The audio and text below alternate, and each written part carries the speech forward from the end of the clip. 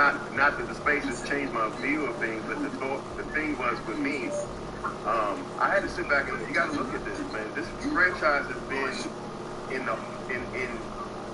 in death state for so many years. Ain't no one gonna come in and flip this thing over in a year. It's going to take time, Daniel Snyder, and then finally with Bruce Allen, who put the nails in the coffin. They drove this franchise to where there's no respect to it whatsoever. And now you ask a coach with not a big background in we don't know that, but not a big background in player acquisition and things like that. But he asked him to come in and change the culture. And in the process, hoping to change the culture would change, the direction of the football team and get it back into a winning way. And that wasn't the wrong approach. Maybe it may not need to be wrong, but Ron is slowly putting everything together. And I just had to step back and digress and say, look, let him. What's up, 18 boys? Let me get GMs halfway through that season. He got 2. And now he's building in this. So I had to step back and look at this. I said, wait a minute. And then the first year, the guy was fighting for his life with cancer. So come on, man. Well, how focused was he on building this football? And the first year, the guy was fighting for his life with cancer. So come on, man. Well, how focused was he on building this football?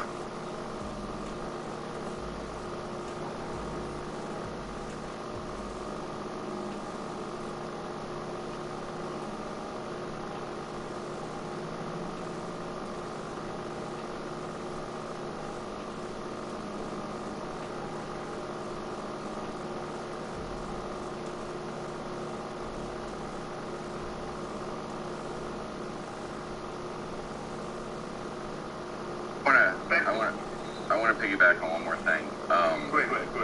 The other one that's getting me lately is people saying nobody ever wants to come here. No free agents are going to sign here. That's a no-faced lie. Trent loved him. Wanted to come back. Like, come on. No. Harry loved him here. Like, come on. Well, and that's where I was going is, okay, and if you just look at this free agent class, right? Russell Wilson chose to Okay, go west. I'm gonna start with my team.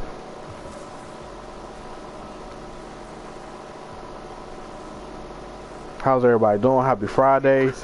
First stream of the day. Make sure you like, share, comment, subscribe. We are live on YouTube playing NBA 2K22, y'all. Road to 3K.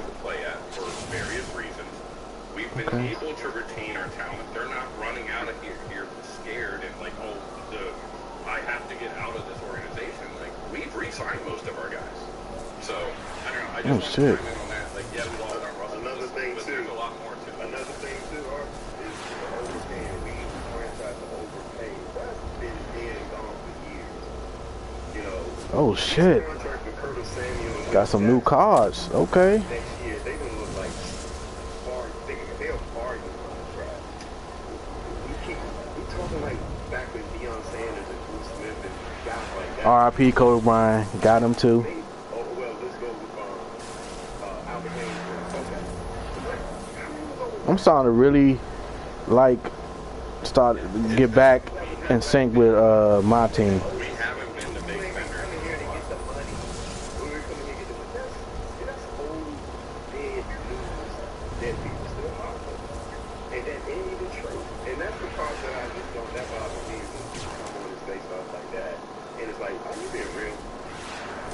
I mean, give me an instance of when they oversigned somebody, overpaid people, and them overpaying people for year after year after year over the last 3 years.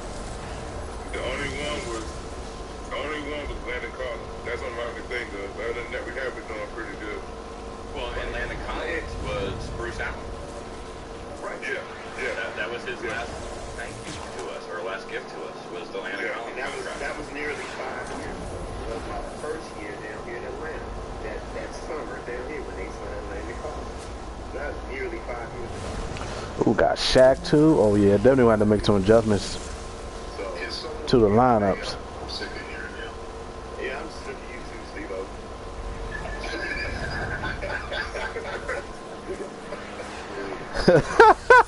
Sick of this dickhead Arch. He ain't said but on everything. Somebody else is gonna say something. I cut him off. I won't get back into that. Whoever it was.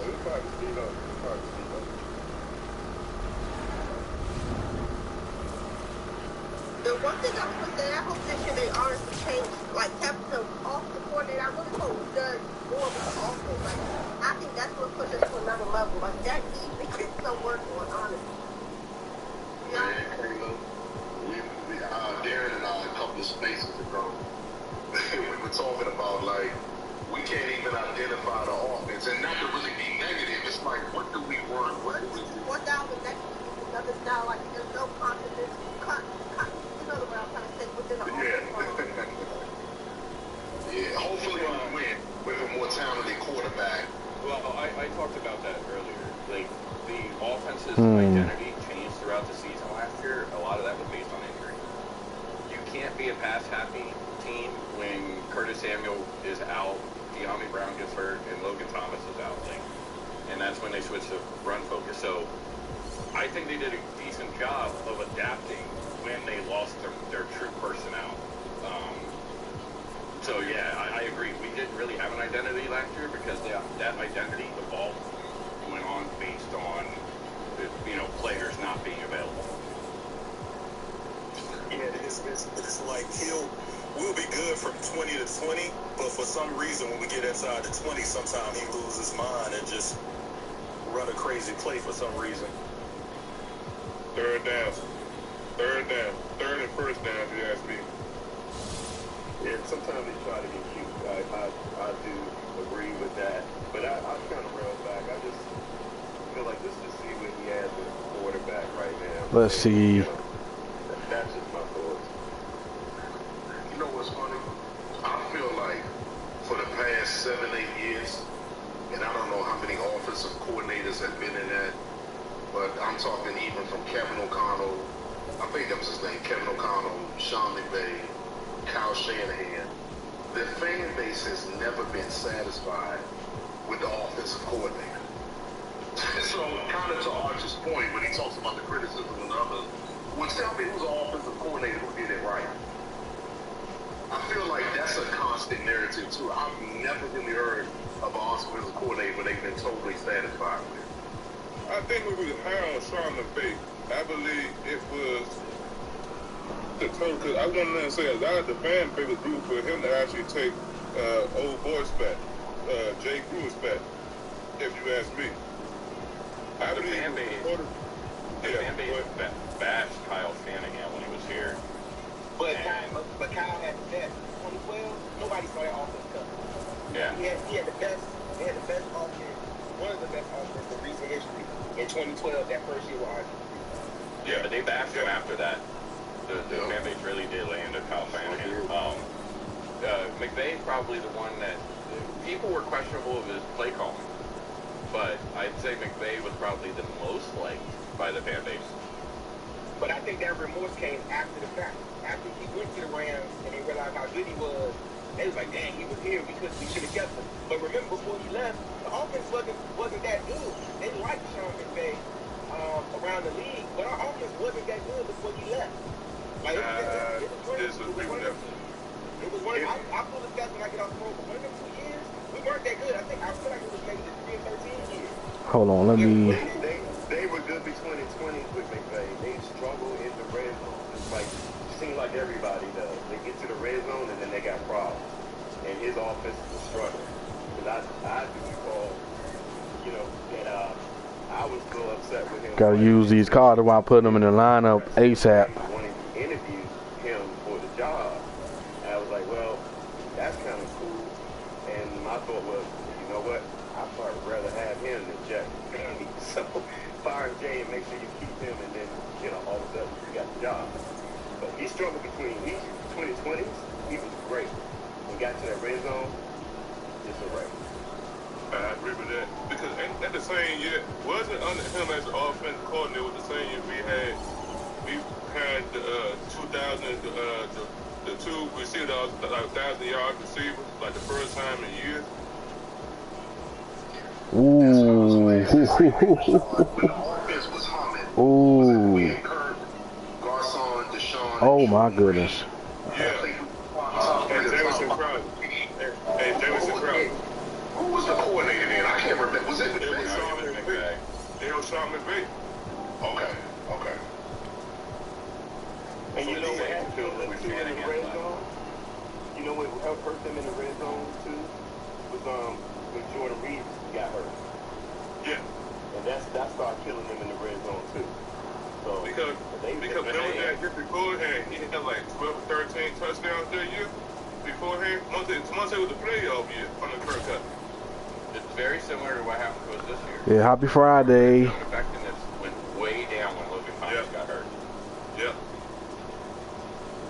Is Logan Thomas projected to come back late? Look at the line about guy, boy. No, he was early. He was early. First 5 It was the Raiders game. Yeah. It was the Raiders game. That was kind of late. Yeah, but he didn't get surgery until December or something. So. Well, remember, he got injured twice. Right, got twice. The He had hamstring. the hamstring, and then he came back and he got hurt. I want to say the game he came back, he got hurt. Or the second game he was back. Oh, it was that crappy block. It was that poor block, right? That low block. By Godwin.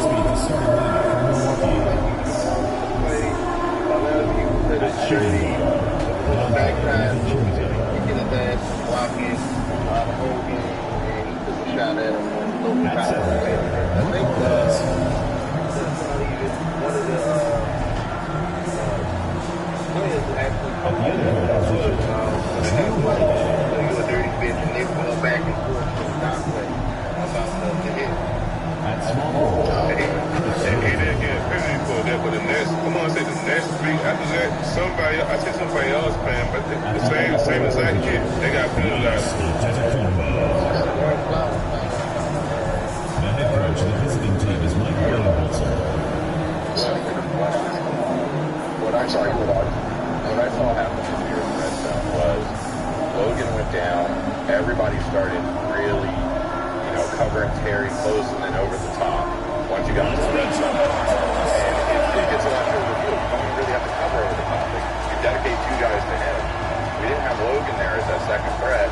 We didn't have, even later we lost McKissick. De'Ami Brown wasn't really, I don't think he's a great red zone receiver. I think Cam Sims should have been in more.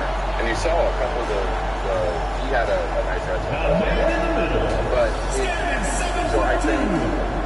What's good, Savage?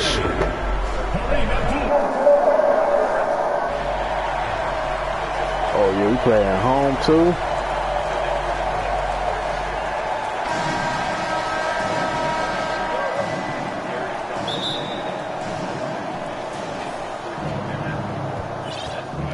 Here's Holiday. Now the starting group for the visitors. DiVincenzo and Middleton make up the perimeter. Giannis plays the 4 with Lopez in the middle. And it's Holiday in at the 1. Just consistent and pretty much automatic. Antetokounmpo may be the league's most efficient scorer inside 10 feet. Johnson finds Bryant. And that one off the back of the rim. Let's go. Talented, driven. He puts constant pressure on your defense. We doing.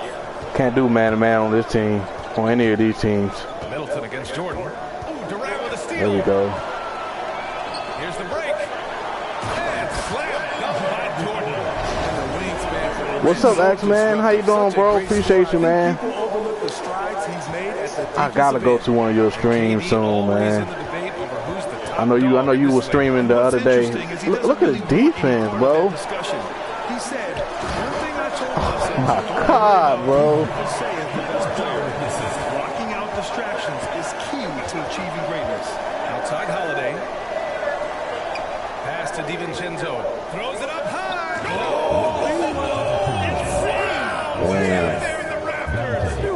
That was a good dunk. Impressive how in sync Giannis is with his squad, enabling them to set up a flashy alley-oop. Just an awesome display of athleticism for AT&T 5G Slam Cam.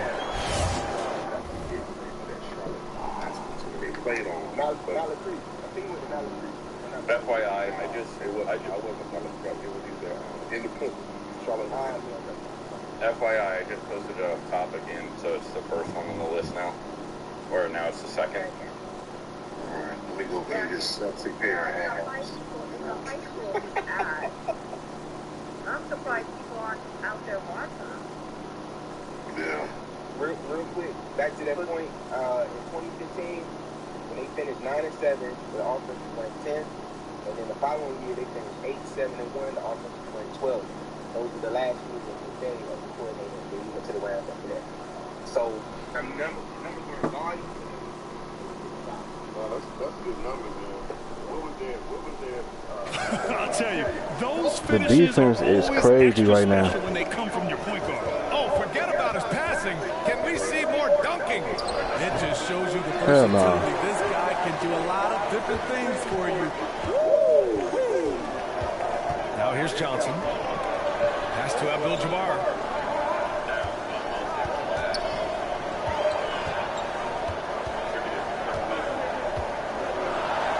Nice start for him. Sinking his first shot. That drop step, boy. So successful getting the ball inside and finding those great looks. Holiday passes to Antetokounmpo.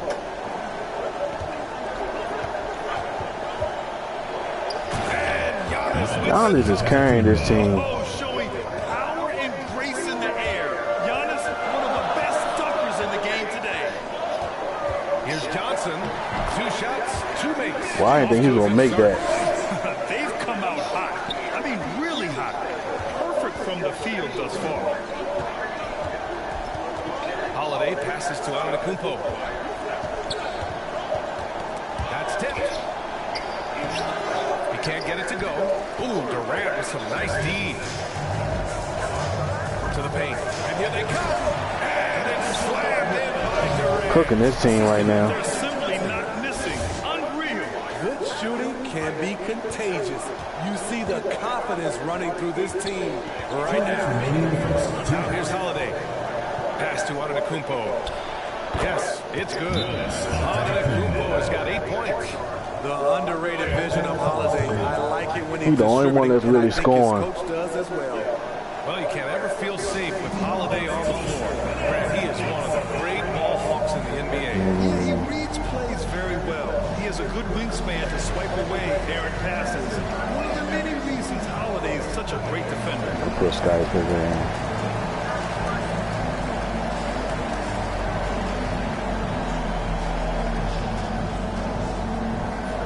That'll be the only adjustment.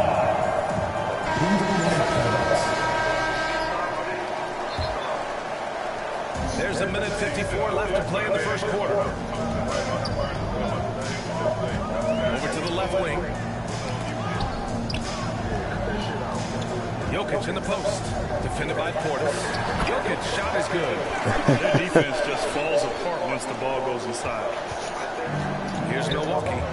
Trailing by 8.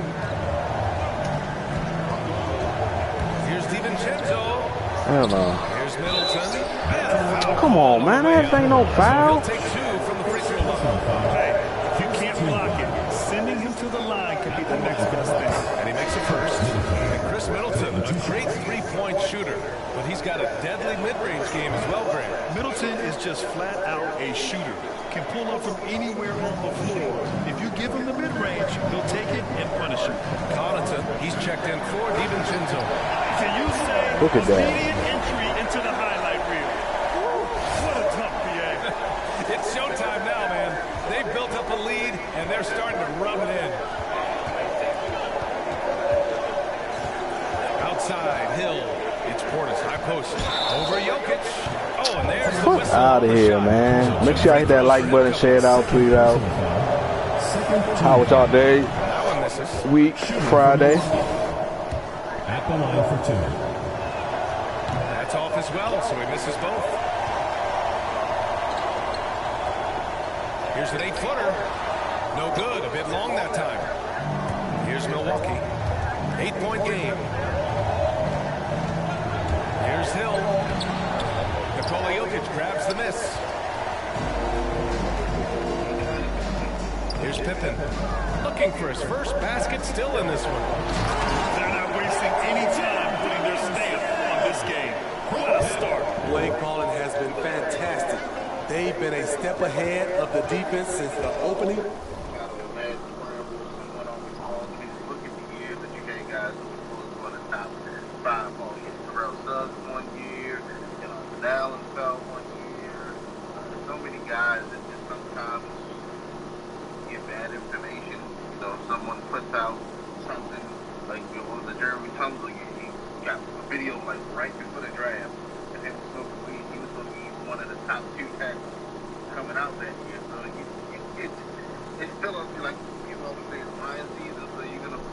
come out of Johnson? Johnson added another one too. Remember he pulled me in top 5 pick going to the draft day, but the injury to his shoulder made him fall down to the draft. So here's the magical. Here's how I would like. You talk about a magical way of the draft board falling. Like a heavy position or a position gets. What's good? No Fame. How you doing, bro? Like offensive tackle, and like five go in the first 10 picks. And then let's say 2 quarterbacks go. Let's say Corral and go. So that's 7 of the picks right off the board. What that does is that causes the DBs and yeah, man, me too. Just playing some my team right now. We're picking at 11. Somebody falls in love with the third quarterback. Let's say it's Willis. They don't want to risk missing Willis because the other 2 already went. They trade up, or they trade up for Sauce Gardner or something. We go back 2 or 3 spots, and we still have a receiver or a DB on our board that we like. Like, that's the magic. Like, if they can go heavy offensive tackle early, which we don't need, and if quarterback's taken, which most likely we're not going to take, that drives all. And I think I jump in real quick on 1A and 1 and 1A type of players too. I think they have 2 guys in positions that really like, so that kind of bodes well for us too. Hey, Steve, do I sound nice and clear like Arch? Yes, you do. Yes, sir.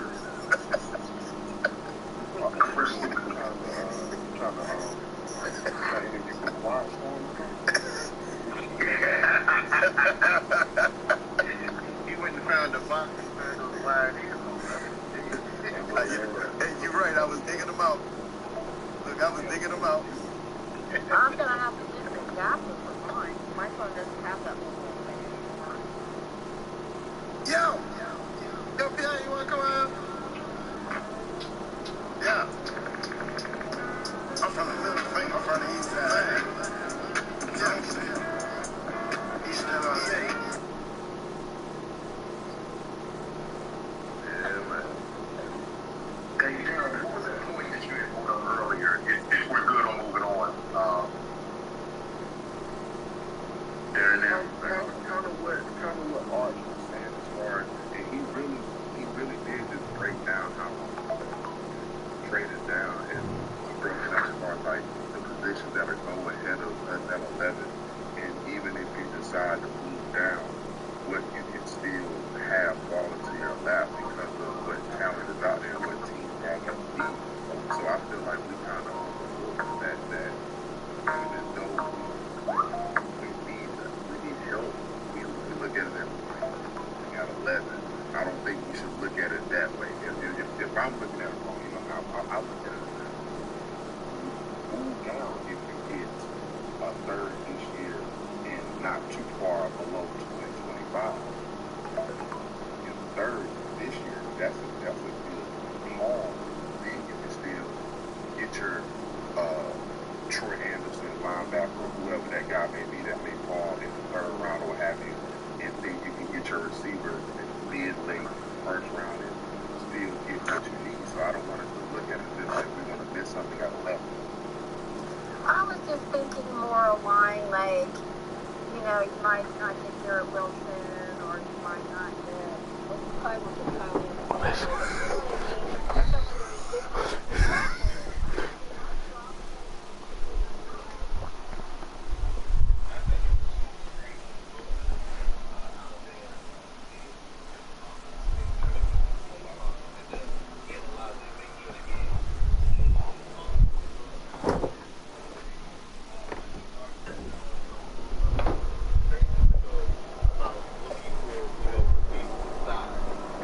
Those guys are going to kind of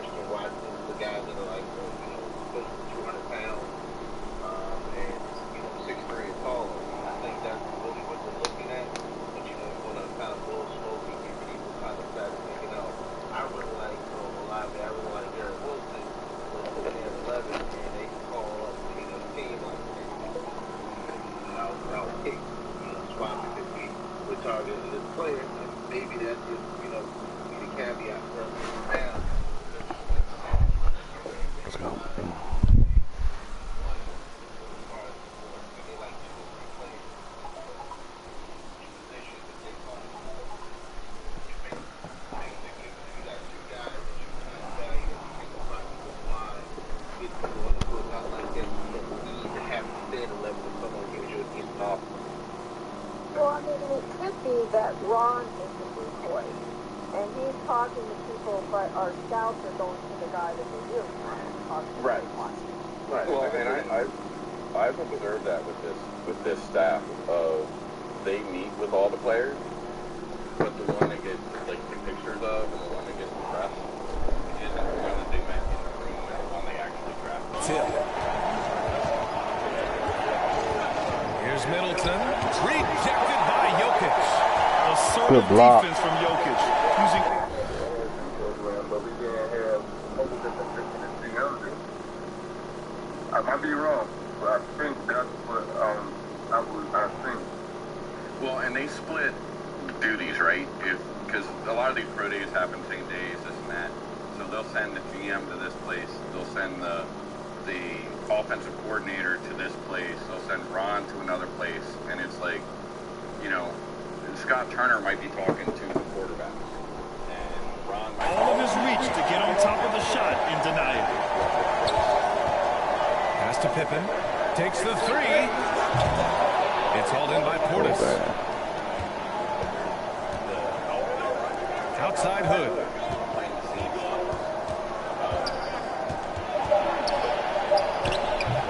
That won't fall. Can't drop his first one.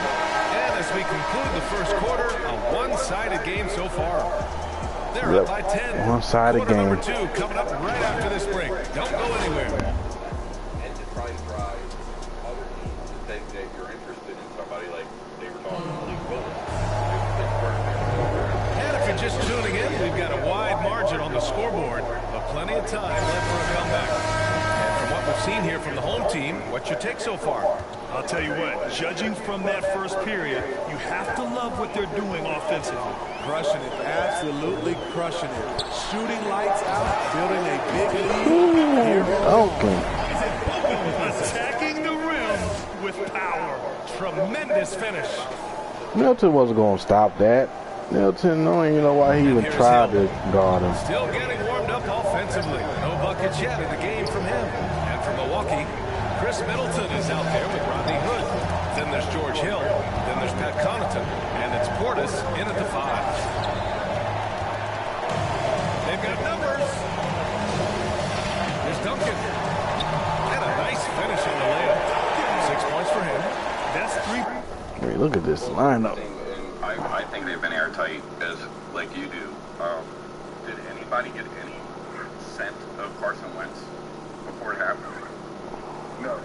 I heard from the reporters, I think Connie kept saying Wentz, and I'm like, why do they keep saying tying us to Wentz? And I get it, but I think there was more speculation because at the time that he first asked about Wentz, Indianapolis, you know, they talked to the GM first. They asked the GM at the combine. They asked him what's available, and the GM said no.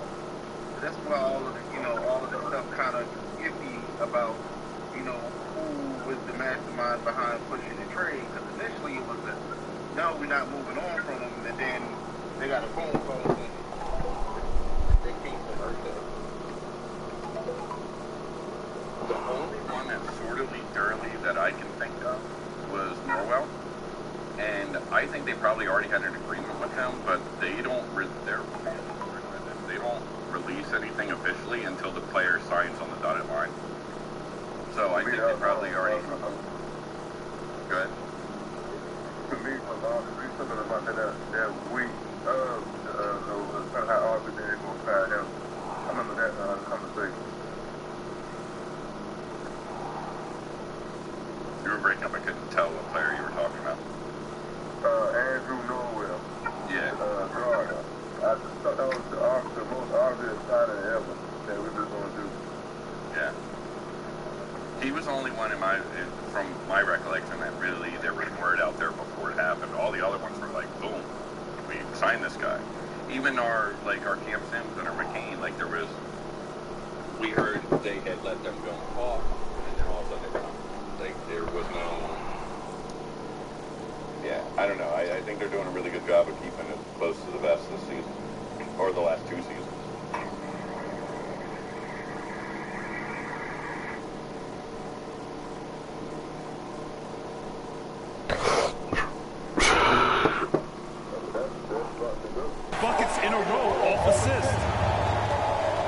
Milwaukee. Bucks got only 10 points. There with George Hill. Then it's Chris Middleton. Then there's Rodney Hood. And it's Portis in at the center position. Tremendous effort. Defends the shot and gets in perfect position for the rebound. Here's Duncan. Oh, there's a killer two-hand slam. Already had the icon up. Already past that shit. Defense has been effective as well. Yes, when it's going good, it feels easy. These are the nights you relish.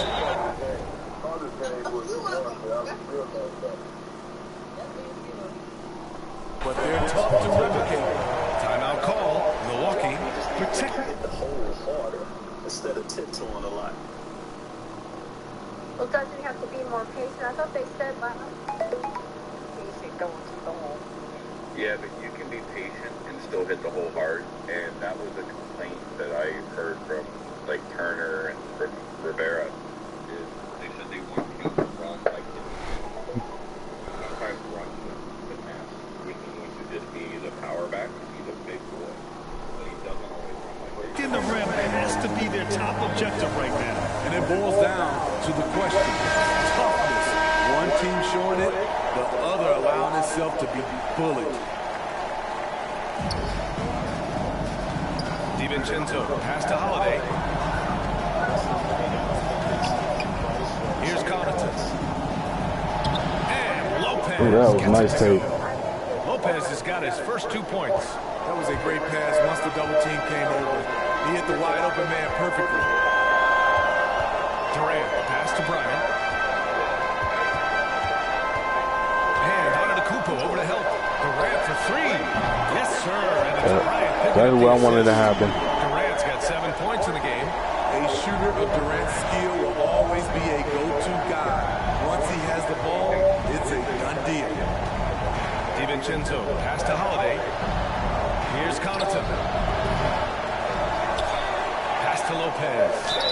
And the officials whistle a foul on the shot. I got a foul. Go to the line. Smart shot from Lopez. If he's got a decent look, he can avoid putting the ball on the deck. He's got to pull the trigger. Now here's Johnson. Got a piece of it and stolen by Antetokounmpo. Now here's Holiday. The 11-footer.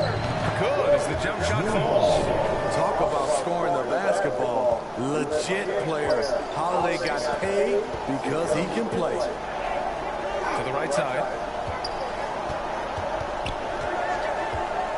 And we're just over 2.5 minutes into the second. Here's Johnson. And the layup is good. There we go. Good take by MJ. Their interior D continues to look shaky. Not a good matchup for them right now. Here's Antetokounmpo. And Giannis with the jam. I was just No one eats up more ground on the drive too strong to than be Giannis. stopped. Gets to where he wants to be in 1 or 2 steps. 2 minutes. Pass to Bryant. Tipped. And that's out of bounds. That's still our ball. By DiVincenzo. Almost had the steal. Nobody else. He did sign eventually with somebody, because I know even like the Ravens were looking at him. He signed somewhere after the foot incident. Yeah, he played with Green Bay, then he went to the Chiefs, then he went to Minnesota, and I think he finished last year with Arizona. Somebody he finished the year with. From an outside perspective, he seems like one of those players that teams like his talent, but if you follow him on like social media, it seems like he kind of wears out his welcome. Like he's just got a real dominant personality. That's what I kind of view or kind of observe. I met him in person at the Hog and Hill, and then Sue was having a party, invited a bunch of the Skins bands to come, and so my daughter and I went. And my daughter's pretty laid back with people, and she didn't like him at 3-1 at all. Sue was very friendly, and he was real with just, you know, like he didn't really care to be able to deal with the fans.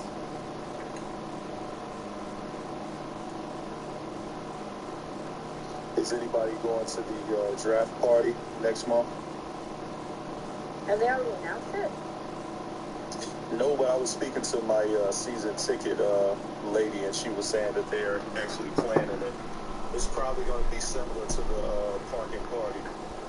You have to love the pressure defense. Fantastic anticipation. He has active hands. Even though he doesn't come away with the turnover, he's disrupting their offensive Oh, come on. That shit almost went in. And a huge sigh of relief for Bucks fans last year. Giannis signing a monster contract extension. He'll continue to be the franchise for years to come. Now here's Jordan. Pass to Bryant. Here's Abdul-Jabbar.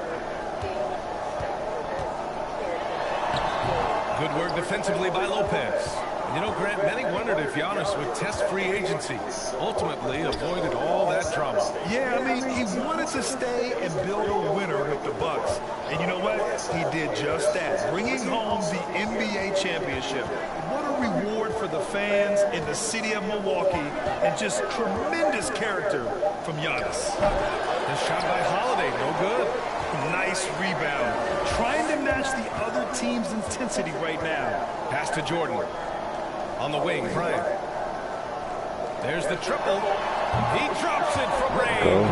Too much space, Holiday. Second bucket on the night.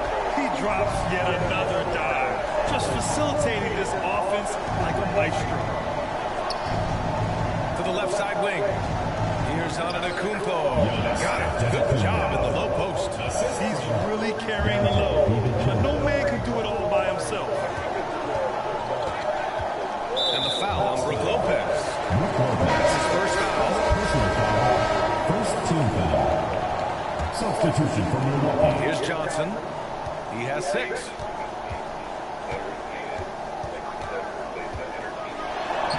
He's got it. 4 for 4 now. He's automatic. And just executing at a high level. I mean, taking what the defense allows and putting in the work. The reason why they stayed aggressive, and they have not let up this entire night. And at this point, I wasn't expecting to. From deep, Jordan drains the triple. Easy 3 right there. In terms of offense, they've been the more efficient team by far. They've had better patience, better shot selection so far, but we still have a long way to go. Ooh, that shit almost went in. Uses his lateral quickness. So as we conclude the first half.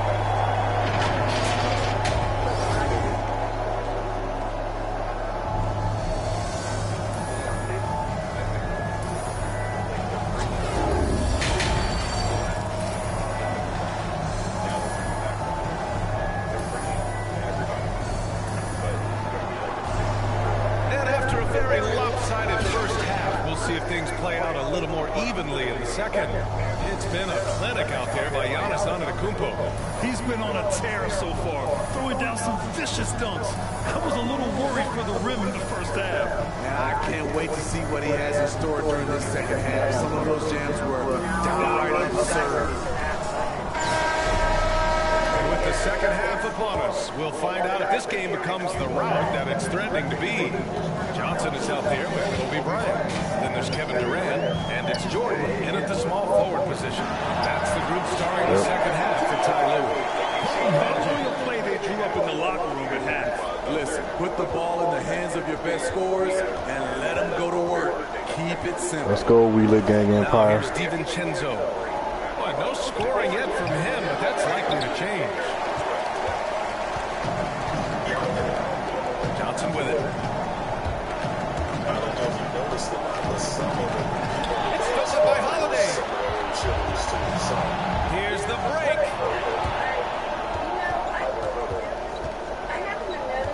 And they double up Middleton. Here's DiVincenzo. Off the mark there with a 3. They've done a great job of moving the ball tonight. Yeah, B.A. Keeping everybody involved keeps everyone engaged. Inside, here's Lopez. And it's Lopez with the jam. Talk about strength and athletic ability.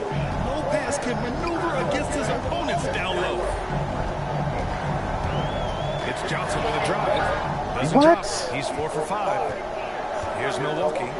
They trail by 18. The 3 is up. Nice shot by DiVincenzo. DiVincenzo's got himself going with a triple. Definitely a good timeout. Let's give Coach credit.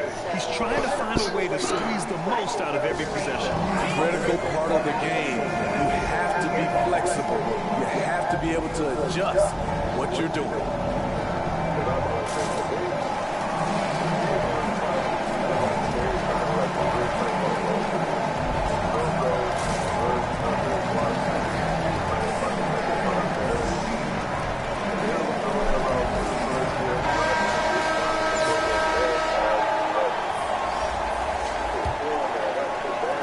First minute and a half of basketball played here in the third quarter. Johnson against Holiday. Pass to Pippen.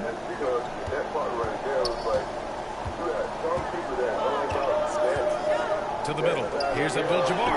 Count the bucket. Coming off a perfectly placed pass. He's got 6. Like a matador. Olay! There was no defense. That's one of the easier shots I've seen tonight. This is what happens when you start to break spirit. The resistance is no longer there. Timeout call. Milwaukee.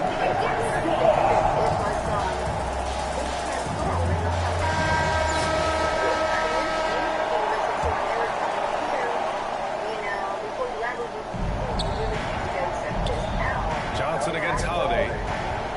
Outside. DiVincenzo. No good from outside. And it's amazing. Their slim advantage on the board seems a lot larger than it is. Abdul-Jabbar shot is good. They're just taking what the defense gives them. And right now, that's the interior. Holiday against Johnson. And he was fouled while in the act of shooting, so he'll take 2 free throws. Man. This is a tough kid. Holiday's fought through injuries. He's a physical player and a fearless player as well. That's good from Holiday. Portis, he's checked in for Lopez. No good on the second, so he hits 1 of 2. They have really been in control of this one. You don't want to get complacent here. On the wing, Durant. Antetokounmpo covering. On the wing, Bryant. Down low. Here's Abdul-Jabbar. Good on the short little jump shot. They have no answer defensively inside. Johnson against Holiday. Middleton passes to Holiday.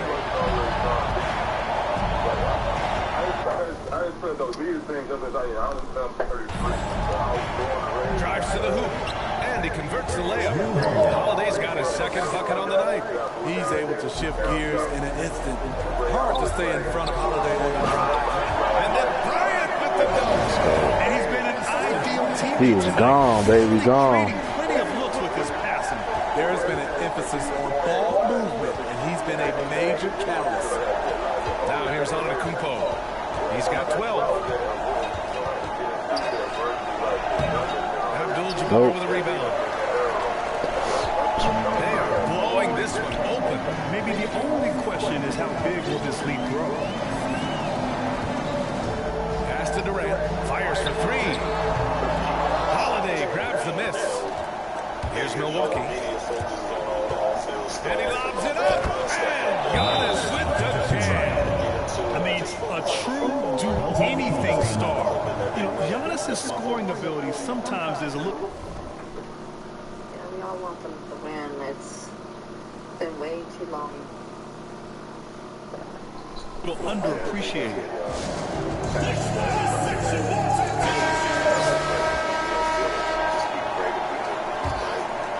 Back together. It's 1:14 left in the third. Here's Pippen. Driving inside. Banked it in off the glass. That's 10 straight points they've given up in the painted area. Hill against Lillard. Pulls up at the elbow. That's all. Bryant outside. Here's Jokic. And the And bucket one. counts. And he is on his way to the line. He'll try to make it a 3-point play. He hails from a small town in Serbia.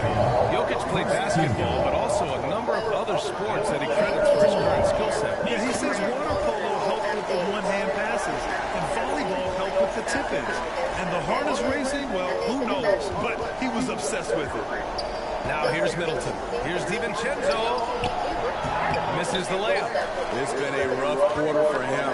Can't seem to find any kind of rhythm. It never ends, and it's just so negative all the time. Pass to Pippen. Another team had negativity. It was To the inside. Releases. And the basket by Jokic. Jokic just got 5 points in the quarter. And they're refusing to take a break, even with a nice lead. They just continue to attack. You have to love it. They've taken nothing for granted. You can see they're playing the moment rather than the score. Here's Hill. No good. Had a chance to end the run there. And 3 quarters of play in the books. This one's all but over already. Delivering the blowout. Don't go anywhere. The final quarter is coming up next on 2K Sports. We rarely talk about the Washington Nationals and the Capitals. They had little spots for them. And now we have a moment to reveal our State Farm assist of the game. And from the 2-guard spot, an unselfish play like this sets a fantastic tone. Whatever the offense requires, that has to be your mindset. Always thinking team first. Negativity is all based around the home. And 1 quarter to go in a game that, to this point, has not been an evenly fought contest. So on the floor for Milwaukee, they've got Pat Connaughton. He's out there with George Hill. And it's Hood in at the 3. You have to credit their effort. I mean, they've done an amazing job on the glass. From deep, Jordan hits the trifecta. And he's not taking it easy on them at all. I knew he was going to hit that shot. Keep pouring it on. I mean, defensively, if you have any hope of coming back in this game, you can't afford to give him those looks. Now here's Hood to the left wing. Outside, Hill. Here's Connaughton, defended by Lillard. In transition. Oh, and that one, no question, powered it down. Fast hands pay off for Lillard. He nets the steal and instantly gets the fast break going. Here's Milwaukee. Pass to Connaughton. Cuts off the pass. Here's Boga with the drive. And he bangs it home. We're playing some real good defense. A two-way play. Just tremendous. Yeah, the steal was slick. The slam topped it off. Turning defense into offense. Every coach talks about it. Perfect example right there. Here's Diakite. Back to Connaughton. Left side Hood. Shot clock at 6. Here's Diakite. And it's off the back of the rim. No good. And a little over a minute and a half gone by in the 4th. Now here's Jordan. Defended by Hood. Jordan goes in. Here's O'Neal. And the layup is good. O'Neal's gotten his first bucket of the night. Looks like we're starting to see a pattern here. Not afraid to get in the paint and get wet. Outside, Hill. Outside, Hood. Takes it inside. Ooh, nothing falling for them right now. And they're up considerably because of their efforts on the glass. God damn. And down it goes. Jam that one home. Now, I know he makes it look easy, but it takes incredible physical tools to pull that off. Athleticism and explosion. Impressive looks on the AT&T 5G Slam Cam. And that's a good example. Instead of talking about... Here's Connaughton, defended by Lillard. A former Pro Bowl player. Connaughton can't hit. They are really struggling to stop this run. All you see is a lot of frustration. Someone needs to step up and make a play to turn this thing around. Now here's Jordan. And he gets it to go. Good take. Halftime break. What's good, Big Sloth? How you doing, bro? You know, the coach has Appreciate you tuning in. Make sure you hit that like button, share it out, tweet it out. Just playing some my team right now. Looks like we're going to win this game. Hell no. They get it back.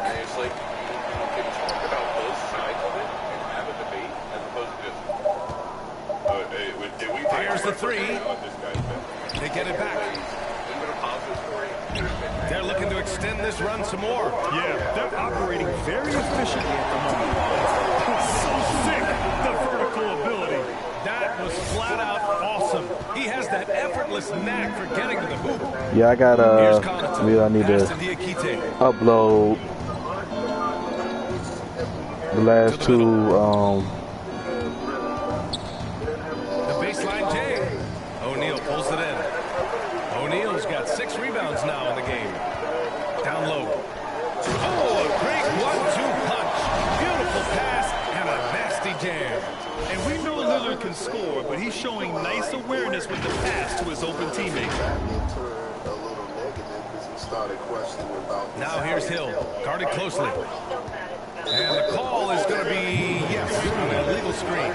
One of the trickier plays to judge, but it would be hard to argue against the call. It's often a tough call that can go either way, but I agree with you on that one. A tremendous mobile one block that we had to see again. Great send back. What a play. I mean, that'll have the Look at that. It's too easy, man. This is what winning is all about. Playing your best when it matters most. It's called killer instinct. It's one thing to be close at the end. It's another to finish.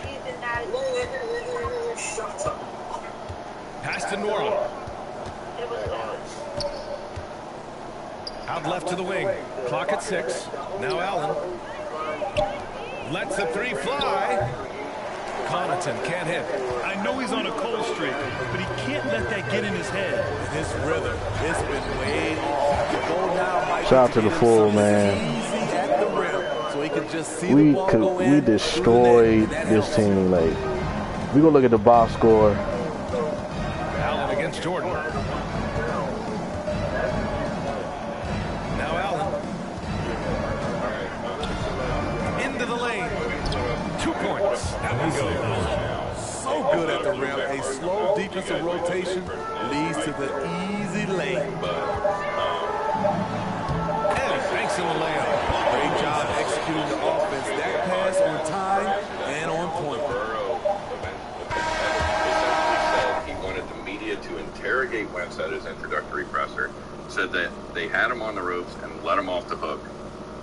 Like, why are you trying to interrogate the guy? Yeah.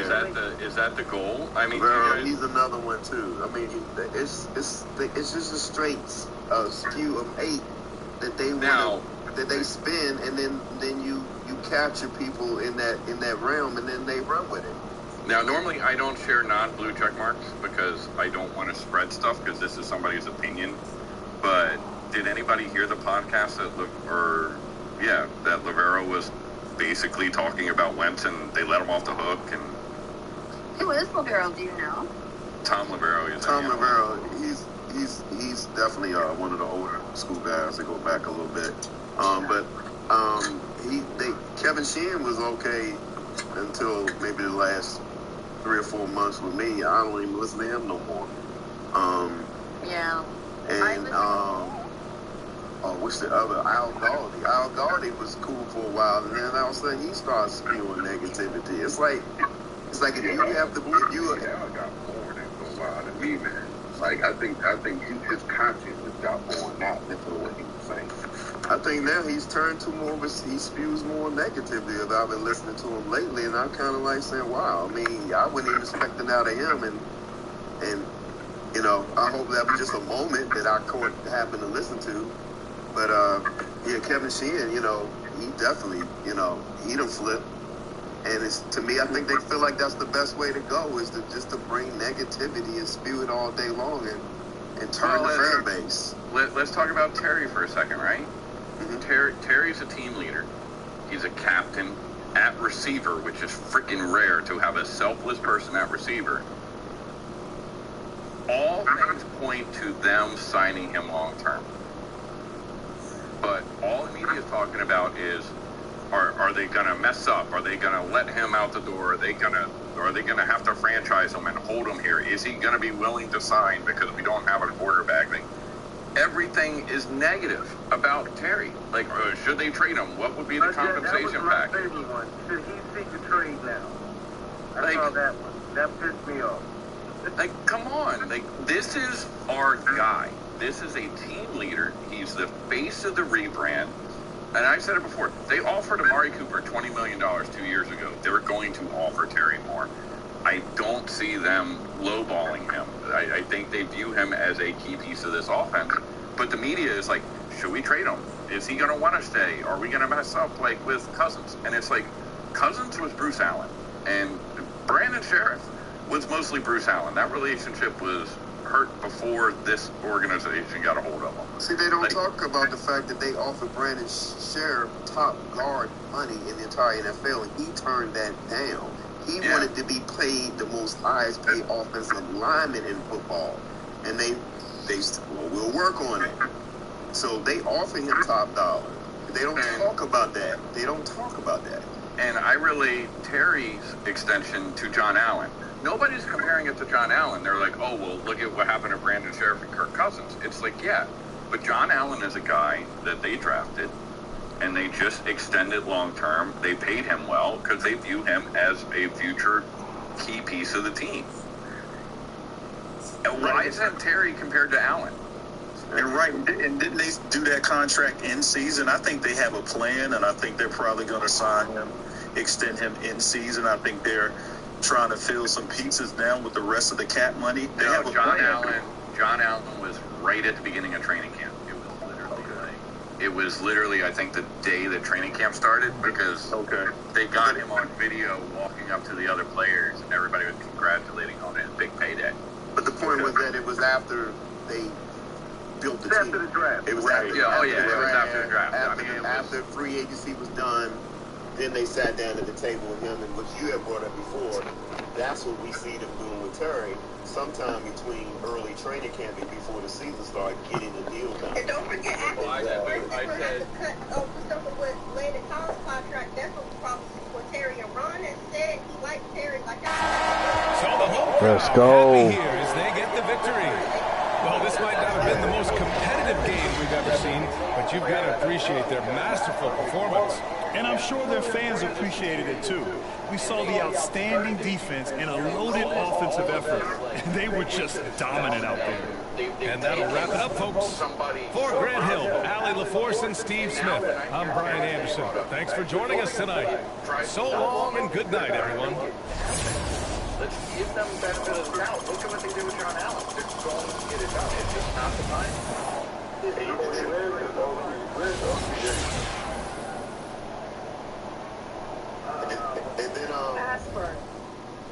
let's see something here. I think it will happen between the draft and the first day of training camp. I think that's when it's going to happen. Oh, box score. yeah, I kind of, I stretch it before, just, sometime before the start of the season. I even stretch that part. I mean, everybody, most of the people did a good job. Right now, they overreacted because these other guys, every free agency, some positions get pushed up into the stratosphere because it's free agency and there's more money to spend. It's just going to happen. Our best players and wide receivers, so I'm sorry, that's what it is. They need to relax, man, on that, man. It just, I don't know, man. I'm sad. And I think the best media that we have around here is the ex-players, and a lot of the ex-players are not on the radio anymore. Yeah, I like Brian Mitchell. Brian Mitchell. Yeah, I do too. He's hard on. Yeah, I like Brian Mitchell and Fred Smoot are both hard on the team, but they can be positive when they need. I think they have fair assessments. I just wanna be success.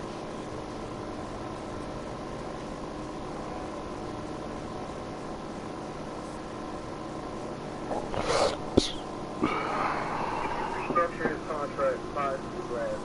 If he tells you you might be interested in trading up for 11 to get a quarterback, but you're not drafting a quarterback. So the designated 11 as high number spot to trade for. I think it is all feasible that they redo Carson with contract, maybe add one wonderful year, put some money up front for Carson, free up some money so that they can add this past season, re-signing Payne and Terry before the season's done. Well, Guaranteed. Well, I was going to say this. I'm not the expert on this, but Colin, the cap guru on these spaces, said that they can basically extend Payne and Terry and cost no more money this year against the cap. The way they can structure it, so they don't even need a lot of cap room to extend them. He knows about all that, avoidable years and prorated bonuses, so they get their money up front. It won't be a big cap this year, and their bigger cap hits will be in the extension. Yeah, it's basically an extension of where they at right now. They stay where they at cap wise, and then their new money, their bag or whatever, starts from next year. Starts labels right, but those don't get their. I wanna play Triple Threat. I haven't played that in at all. This 2K. They don't get the cap hit this year, but they will stay under what they can pay this year because they gonna guarantee, okay, this is what you already signed for, but we're gonna sign you for something new coming up in the next year. Signing bonus this year, which is signing bonus we all know is not against the cap. Here's another example of something that I thought was a fun negative for the wrong reasons. The guard signing, Norwell, right? Yes. He is arguably a better guard than Flowers. They have similar pass rating blocking, but he's better move blocker for the run game. He can get out on screens and he can do shifts. So they basically let Flowers go, save that money, and they got Norwell for half the cost. But instead of talking about, hey, this was probably a smart move financially by the team for making a lateral move, yet saving money, they said, oh, look, Ron brought in another Panther. Yeah.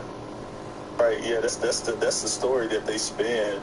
And then what drove me crazy is every time I saw fans in the media say, put Deron Payne in a trade package, I laughed because I'm like, do you realize that Deron Payne is the only defensive lineman on our team that plays bulk of the plays every game? I don't think he never missed a game. Did you hear JP's new name for us? We're the Comanthers. Yeah, and that drives me nuts. I've talked about this on Spaces before. Every coach that goes from one team to another always brings players from their prior team. They always bring coaches, too. Kyle Shanahan did it when he left here and went to Atlanta. He took, 3 receivers with him. McVay out in the Rams, Shanahan is still pulling from us at 49ers. You go back to players that you're comfortable with, you know their personalities, you know that they know your scheme. It happens. It dies down. Eventually, rosters turn over, you're farther removed, but I have no problem with it. It happens everywhere in the NFL, but this media is acting like it's not the norm. It happens freaking everywhere. But see, one of the things too is he didn't bring in the high-profile Panthers that were available. I mean, he had 3 opportunities he came to, didn't bring him in one. So they can't say, oh, if you're a former Panther. Oh, this gonna be a nice long lineup right here. Make it just seem Trey Boston. A couple times he had to sign that guy. Didn't bring him in. We were dying for safety the year that I think we had a couple of people hurt, and Boston was a free agent. Was the other one that was in San Francisco that he had the year before that did the kneel? I mean, you're exactly right. He's filling in the depth of the roster with guys he's comfortable with. And people act like he hasn't gone anywhere else. Leno, McKissick, Thomas, McCain, none of those are former Panthers, and those are some of our biggest hits. Yeah, I saw that. Lucas, Cornelius Lucas, I don't understand the hate that that is something that the media does not have to address because they know better. They know that this happens. He was bringing Arizona back too. He was bringing Arizona back too. Yeah. So most of our free agent hits have been non-Panthers, and the Panthers that are on the team are depth players that fill a need, but they're not the stars. It's not, like you said, we didn't bring in Trey Boston. We didn't bring in Cam Newton. We brought in low-cost people that he was comfortable with, that knew the systems, and are solid contributors. I was praying for Cam. I was staring at Cam Newton picture in the ring. those memes they put out. I'm joking, but I just felt like Cam would be just a tad bit of an upgrade on Heineke. But now I see what happened. I mean, I'm not saying that it was. I'm not saying that it would be a complete overhaul like what Wentz can bring, because we know Wentz is to me right now, is a better quarterback than Cam and Heineke. So I'm not too mad about that. I just wanted to see something different. Like to see that. Cam, that is. I think a couple things with Cam Newton that was interesting that I don't think a lot of people paid attention to. One, he kind of lost his depth. I like this course. This is my first time playing Triple Bet on this 2K. I didn't even see the squad. Oh yeah. To begin with, but then you see after that, I mean, his mechanical balls that were 10 yards down the field were just horrible. And so that was one of my reasons for not really wanting to bring Cam in. I'm like, sure, he can, even with a bad show, he could, still throw the ball, but it was, what's the point of throwing it if you're not throwing it at the target? Yeah, no, Ron even said that. Yeah. Ron even said that recently in, I think it was one of the combine meetings or something, where Cam came up and he said, yeah, we had a good run with Cam. He came in, we had some good seasons, and he basically said everything went downhill with the shoulder. Like, that team suffered when he's never been this, and he didn't say this part, but he said everything kind of changed once he had the shoulder injury. That team was never the same after that. Cam was never the same after the shoulder injury. So, yeah, that's the important part of throwing a football. So you can't just dismiss, the shoulder injury. I don't know, people want to talk about Wentz is injury prone, but I think he started every game last season. He didn't start every game. Well, I think he didn't play every game. But he started every game last year in Philadelphia. They pulled it, but those injuries. Dang, you made me pay on that.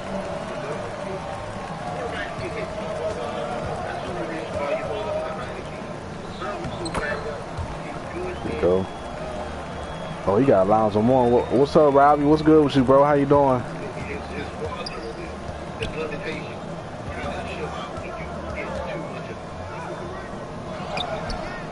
Yeah, I'm thinking Wentz is going to have a big year. My best friend is from Philly. He's a diehard Eagles fan.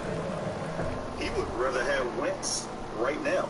He talks about Wentz all the time, so I don't get the negativity.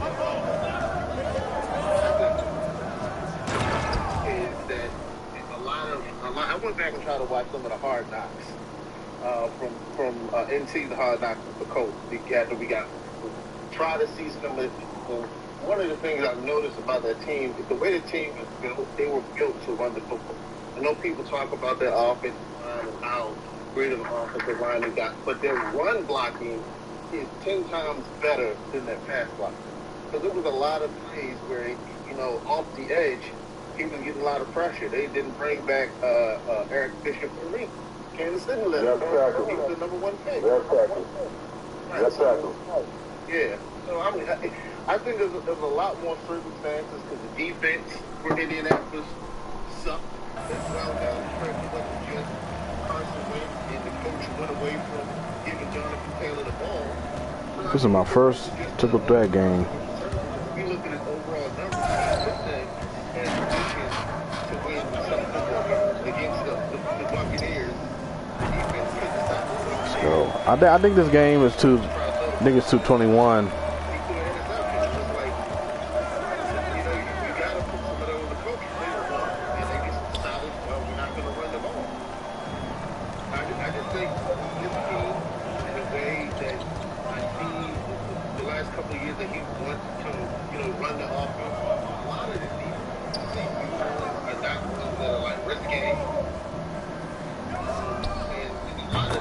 Here we go. Yes, sir.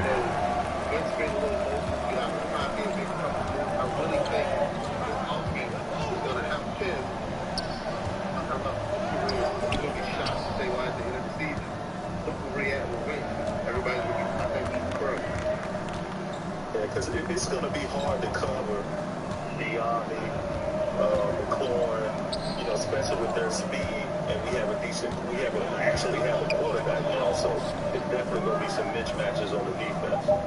And I think we can run a lot more. Yes, let's go. That's one of those roles where you gotta drive the ball. And for some players they're just not comfortable throwing those and get out from the opposite hash. Those are plays sometimes if you're watching film and you're a coach and you're breaking down a team, the quarterback doesn't have necessarily the arm strength to. That was a good take. So if the receiver's on that side of the ball, you're not necessarily covering that route with the possibility that the throw happens. If you have a guy who can pull that out from the other hash, then you got to play that. So now you can double move that corner because he's like, okay, if I get a good jump, I'm going to jump this route. Now you put your foot in the ground and go past them, and Carson can put the ball out there. I want to say it was Mike Mayock. I was watching First Take early on this week, and I want to say it was Mike Mayock. He's one of the great gurus when it comes to college scouting. And he even brought this point right here about because of Winston. Because he's going first more so over here than he did with the coach, due to the fact that the repertoire on the coach was not as good, and remember the offensive line too was not as good as he got over here with us right now. And I went back and I watched a few things of it, and that is right because I was trying to see why he was like 9-8 days from we have to have some balls.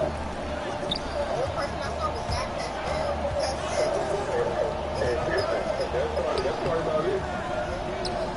He was moving 50-50 ball guys. It was really more like Oh yeah. That's over with. Oh my! When I seen that Kevin Johnson was guarding me, Shaq. That's barbecue chicken all day.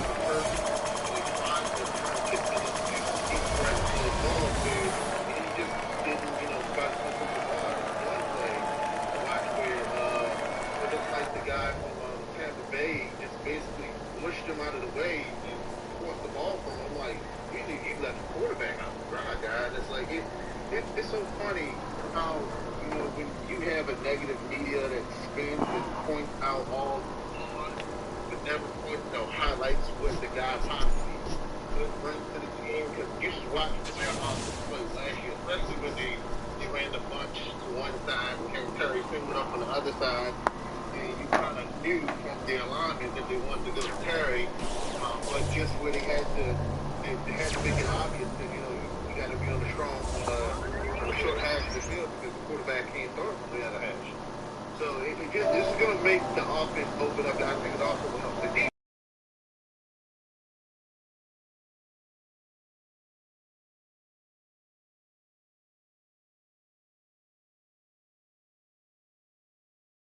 Right, if you get up on people, you can rush the passion, which is the strength of the defense. You don't have to, let teams keep pounding at you guys when you can have, then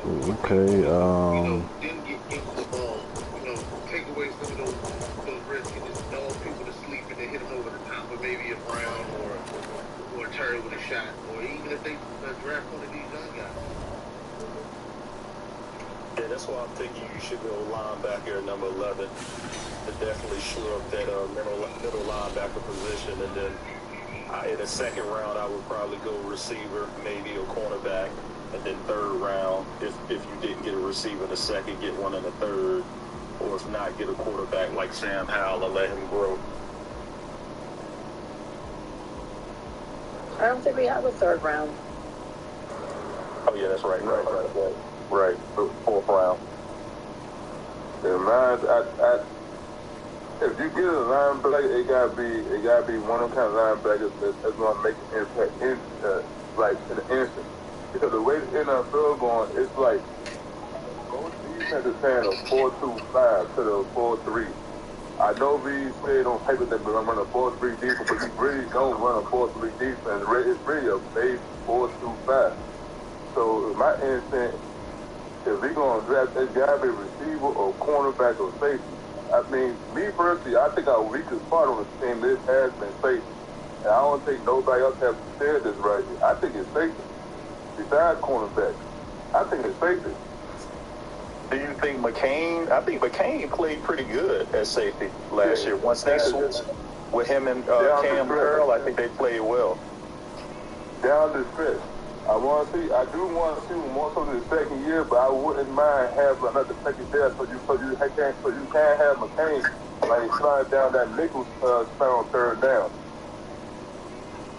I mean, like, McCain did good, but it's just like when the Cowboys drafted CD, like, you know you can get value for that pick. And Kyle Hamilton, like, he's definitely top 5 talent. And I wouldn't even blink. Yes.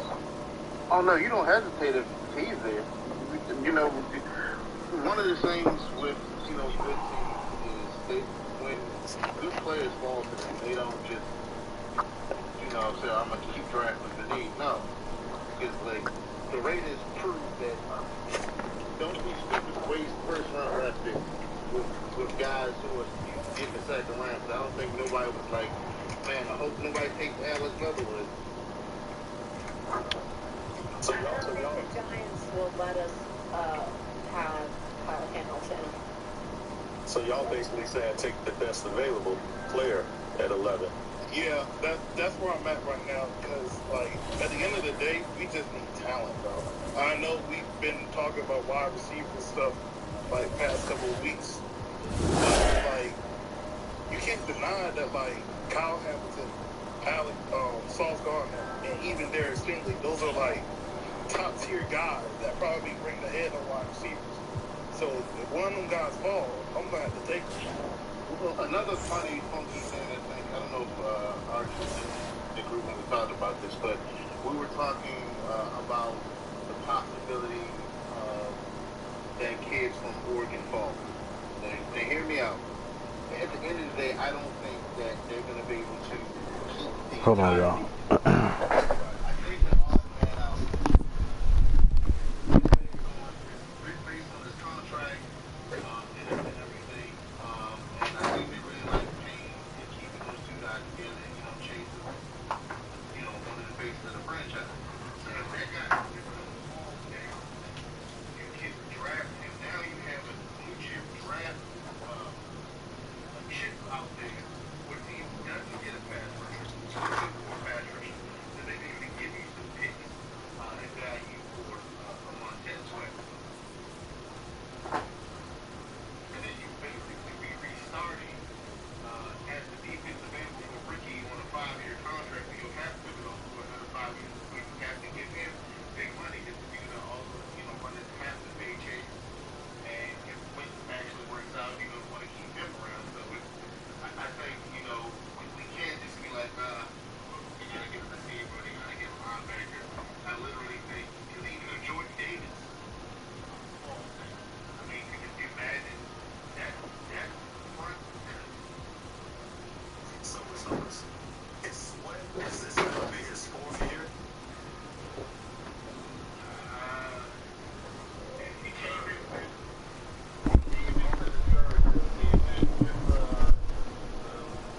It came after Payne, right? A year after Payne. He's going to his 4th year this year. Okay. So they can do his pick up his 5th-year option, so they didn't give him another year until they have to sign him, right? Right. So they can sign Payne this year because they already did Payne's 5th-year option, right? Right. So they can sign Payne and McLaurin this year. Payne's Wait playing another. Payne's playing on his 5th right now, and they did take Sweat's 5th-year option, I believe. Okay. So they can sign Payne and McLaurin this year and maybe I'm gonna play a career game. Maybe if they want to keep him, then, you know, because you might. If he's not in the. Hey, 2K TV fans, this is Beck. 76ers calling your dress announcer. A while ago, holding on to assets you know may not be signed with the team, or you don't have any long-term plans, like, you know, start to see what the value of some of those guys are out there in the market, because I know you want to resign all you guys, but just the way the NFL is set up, it's just McGee. Thomas with a block. That doubles. Look at this. A fast. Talking about Tyreek Hill.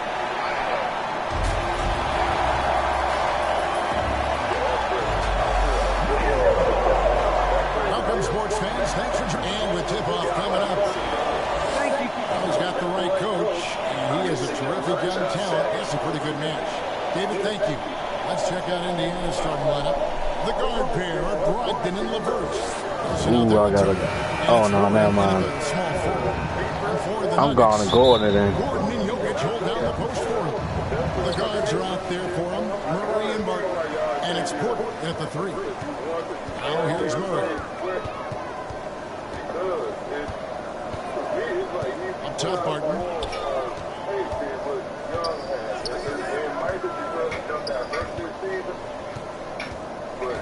In the corner, it's Gordon. Just 2 to shoot. Off the mark there with the 3-point shot. And so it's Brogdon who brings up the ball for Indiana. Down low. Come on, you should have made that. Murray against Wilson. Puts it up from 12. No good there. And Indiana will come the other way. This game coming on the heels of their win against the Kings. Yeah, facing that hostile crowd, they just found a way to kind of tune out the noise and focus on the game.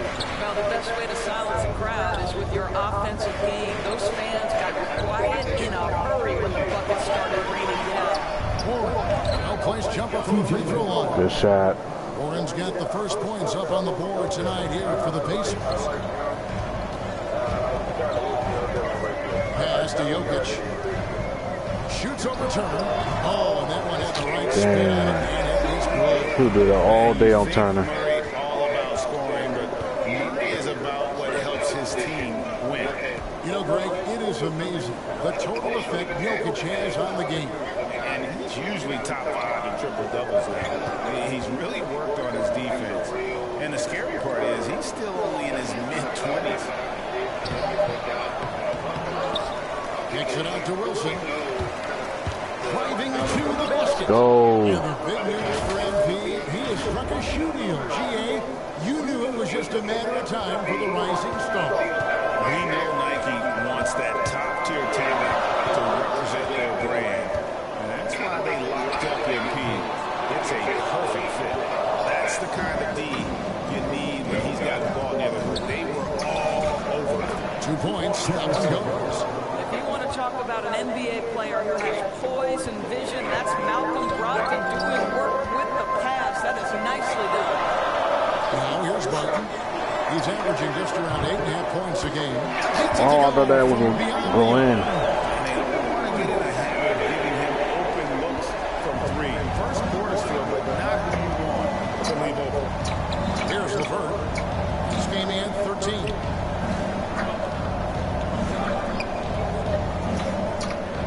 Inside, here's Wilson. That's good. And it's LeVert with the assist. Wilson's got his second bucket tonight. Just setting the tone with an aggressive move to the rack, and where's the help defensively? To me, that's a complete lack of communication on that side of the ball. These guys need to be talking to each other. Now, here's Jokic. He's one of the better scorers in the league, averaging almost 25 points a game. And that one's good by Porter. It's a sensational form and touch on display from Porter. When he gets any room to shoot from deep, he's looking to fire. Here's LeVert. And he can be counted on to put some points on the board every night. He's averaging right around 13 points a game. He's kind of tough, but if I would have guarded Jokic, would have been killing me. Boy, that's a play you just practice time and time again, and that's the result of the work put in. And Jokic throws it down. And that's just good physical play by Jokic. Goes hard on the offensive. I might do my nasal spray. Second chance here. To the paint, here's Wilson, and the layup's good. Shortly. Wilson's got 8 points. And I need to see some more assertiveness out of these defenders. 1:53 left in the first quarter. Murray against Brogdon. Pass to Barton. Another three for Denver. I love the ball movement there. Put that on a silver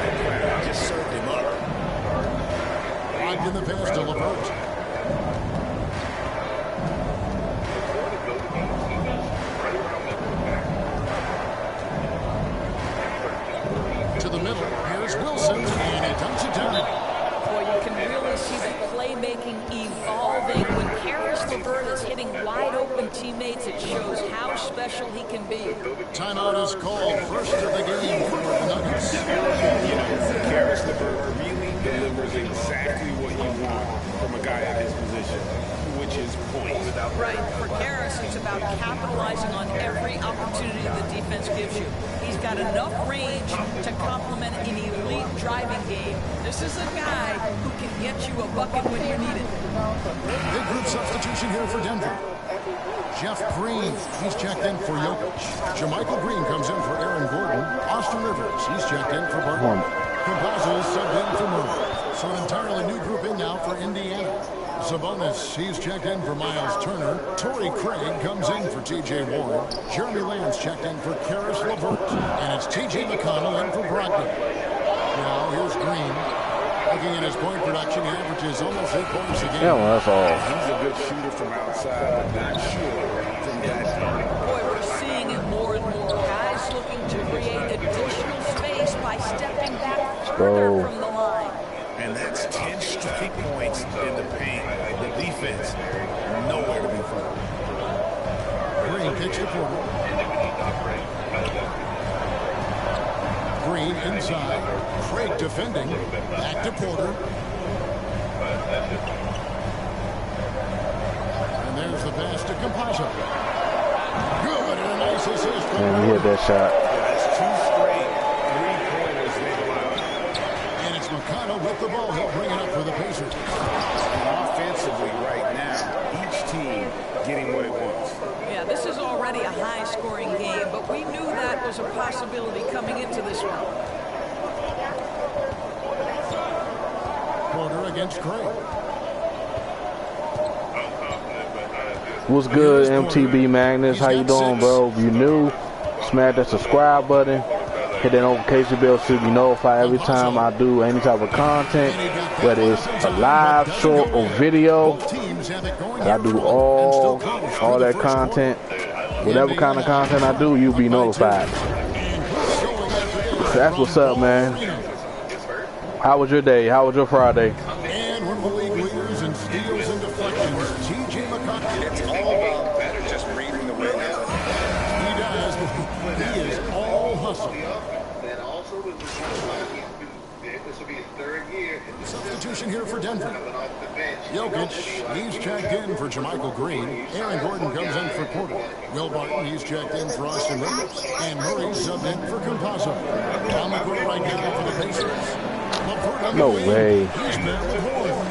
Miles Turner out there with Wilson. And it's Brogdon in at the point guard position. And it's Gordon missing. Boy, that's one he wishes he could have back, especially against soft defense. Murray against Brogdon. Driving the lane. And it's Denver with the rebound. I think he's got to settle down because right now it feels like he's rushing, like he's forcing some shots. This is where he has been completely Oh, that was a good block by me.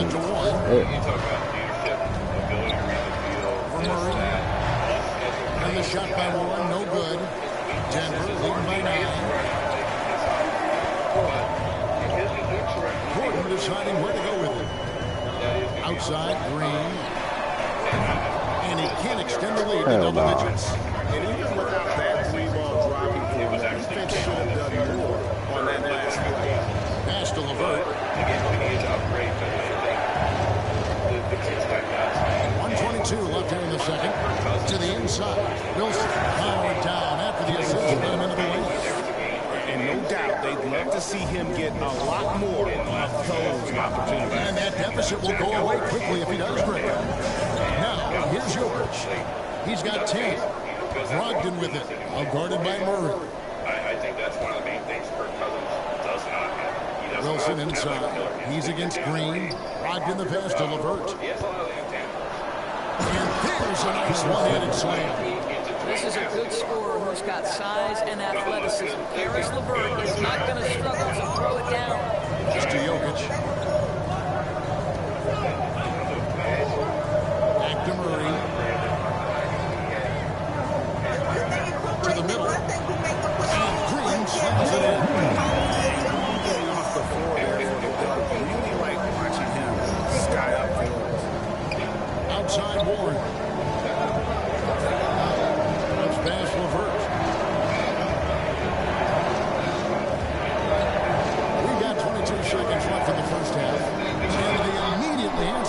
with a dunk at the other end. Well, Karis LeVert has great size to see over the defense and terrific vision there. Welcome back, bro. LeVert against Barton. Out left to the wing. 16 feet away. Can't hit that one. Not sure what the D was doing there. Damn, halftime already. You can ill afford to give a guy like him that good a look. And some good action through the first 2 quarters as we reach halftime. Nuggets lead by 5. And don't...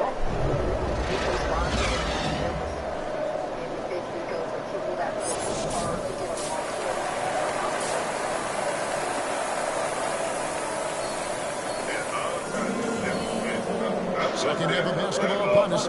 We may be in for an exciting finish based on how close of a game it's been so far.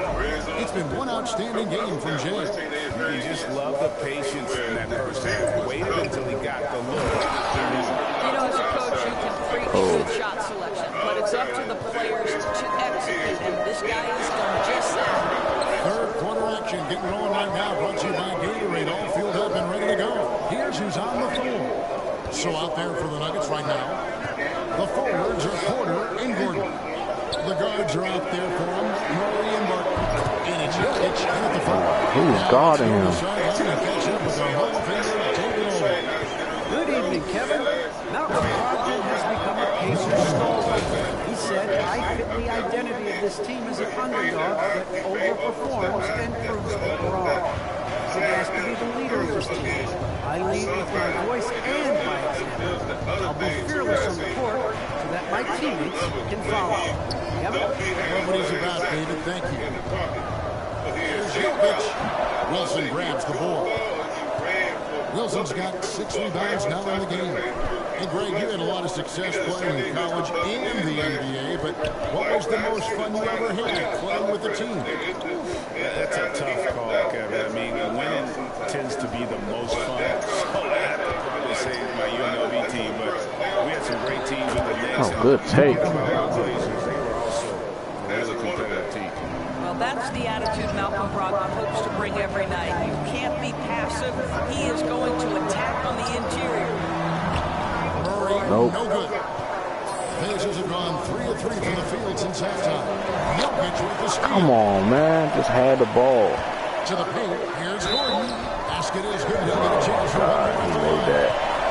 Well, what you love about Aaron Gordon, he's got strength, athleticism, and a high motor. This guy can make tough shots. And with Aaron Gordon, we knew about his high-flying acrobatics, but at his age, still seeking more consistency. Given his talent, he must continue to get better. Catching up on the changes for Denver. Jermichael Green, he's checked in for Jokic. Rivers comes in for Will Barton. Campazzo is subbed in for Jamal Murray. Inside, here's Wilson. Good. And McConnell gets the assist.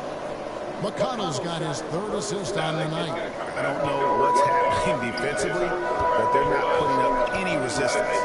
Greg, there's no question Gordon has game, especially remembering some of those dunk contests he was in.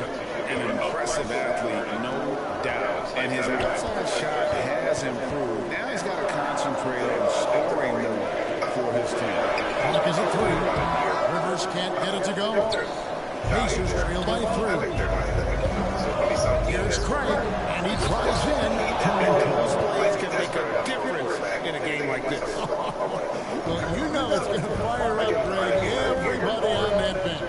Well, credit him for going for it, not settling, saying, I'm going to attack. You are seeing the makings of a masterpiece here. A threat to score from anywhere within the half court. Sabonis finds McConnell. Well-timed pass, and he goes straight to the bucket for the layup. McConnell's got his 2nd bucket of the night. They own the interior right now. 10 straight points coming from inside. Feeds the Porter. Outside, Green. It's Rivers on the wing. Goodbye, Land.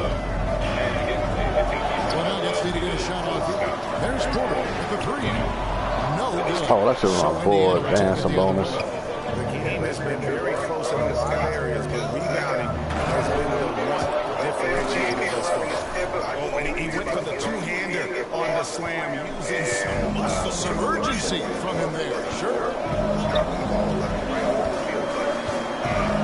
In the third quarter, just over 10 minutes off the clock. The pass to Green. And that'll be 2 free throws coming up. Officials on the call with the foul. Clearly a foul. First trip to the line for him here. I can have that.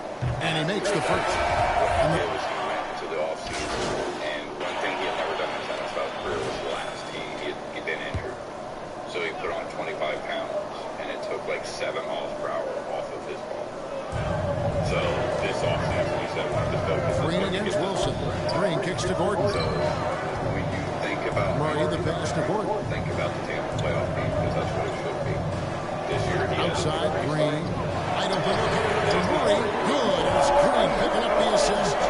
And the Nuggets lead by 7. And they have been relentless from deep. And you see the defense trying to react to no avail. That's the whole point, isn't it? If you space the floor well enough, it's almost impossible for the defense to account for everyone. On the court for Indiana. The guard pair of Brogdon and LeVert. T.J. Warren out there with Wilson. And it's Turner in at the center, filling out the middle. The shot by Brogdon, no good. And so it's Jokic with the ball. He brings it up for the Denver Nuggets. Atlanta will be traveling to face them after this. And they've been enjoying this long homestand. That will be game 4 of 5 in a row at home. Here's Gordon. And it's off the back rim, no good. I'll tell you, even though he's not playing his best basketball, the team has played well and picked it up. I love it. Down low. And with that, the Nuggets lead is cut to That's my first assist in the game. Well, 6'11", 255 pounds, Miles Turner, using that size to his advantage. Because he just did a breakdown of F.B. Obadade, the kid we picked up from Buffalo. Yeah. Looking at his metrics and his size and his versatility on third down, he can drop down and play a little defensive tackle. And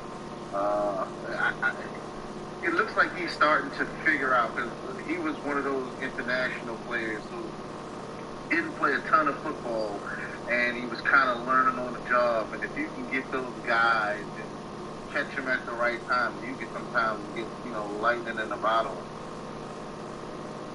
That's why I'm so high on Reyes, because I see his work ethic and I see his size.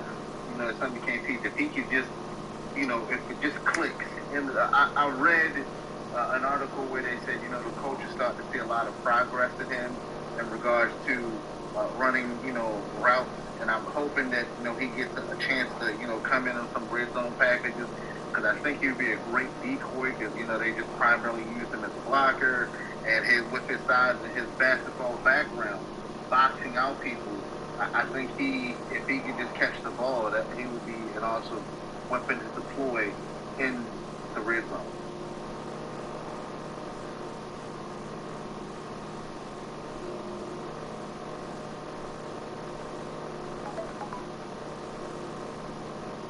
I don't know what's going on. I just lost all my co-hosts.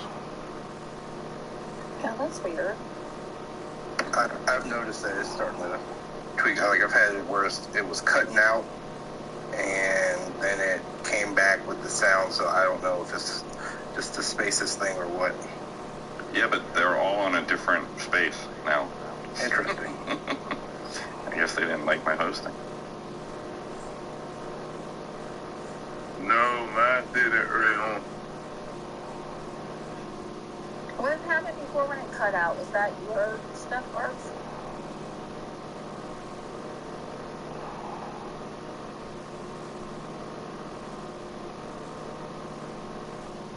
Did anybody get, I don't know, I got on kind of late. Did y'all talk about, or anybody watch the Deshaun Watson press conference? He did. To me, he didn't do too good. He didn't do too good when it came to answering certain questions. It was like he was trying to bypass and trying to avoid a certain ways to answer the question when it came to his allegations. I was kind of wondering that he said that, I mean, I didn't see the interview, but I saw bits and pieces on Twitter, and he had said that he was not going to settle with the 22, all of them, because he was going to fight for his reputation. You know, it makes me wonder if he did do something to a couple of them, that he's denying that he has a problem, you know? And then, see, my thing is when the person asked him about the 40 different massage people, that was the answer that he gave to that is like kind of like gave me a red flag right there. The answer was terrible. It was terrible. What did he say? It was terrible. And see, me personally, his lawyer should at least dang on get after him and made sure that he was able to answer those questions in the right way. Not the team, but his lawyers, because they should have known that them questions were gonna come up regardless. And he should have been ready. He should have been better prepared when it comes to his legal team. I believe he did terrible, and I believe that right there should maybe further along the dang investigation when it comes towards him in these legal suits. Because he didn't do a great job when it came to answering no questions today. I'm sorry. I've asked people who played in the league in regards to massage, therapists. Some guys say they don't even do it. A lot of guys say, the team will have people that refer them. But a lot of them say, they like to keep a certain person because the person gets to know their bodies, know how to massage. So you to be seeking 40 people is already suspect. And it could be that he wants to switch around because when you're well known like that, then they don't know which place you're going to be at. So you Jokic against Brogdon. From 12 feet out. Jokic, no good. Ball by me. Pacers trail by 5. On the wing, Turner. Jokic defending. Here's Wilson. Cleans it up off the glass. Wilson's got 10 points in just the second half. Those defenders just look a little bit gassed as they get pushed around on that little block. To the inside. Murray. A good finish at the rack off the slip feed. That's now 8 points for Jamal Murray. And the competitive nature of Murray making all the difference there. Doing everything he can to rally his team. Murray against LeVert. And with that, the Denver lead is cut to just 3 points. Can't be stopped. From Wilson. They should continue to get the ball inside. The defense struggling to contain it. Time call here. The Nuggets decide to talk it over.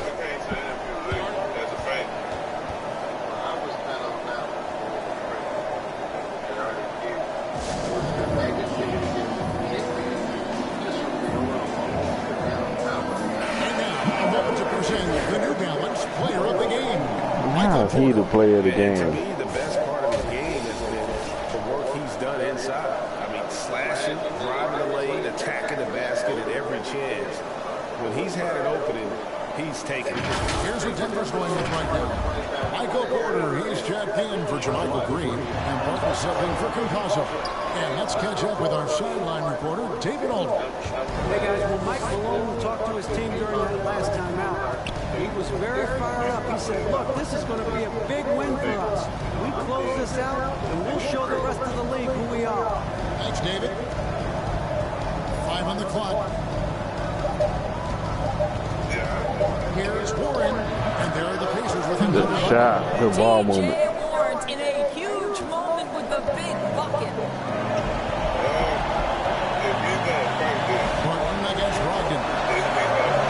Porter passes to Jokic. Jokic tries the double. Now here's Warren.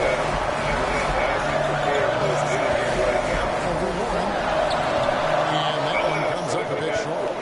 Pacers have gotten into a pretty good groove, going 6 of 10 here in the final quarter. And he takes that one up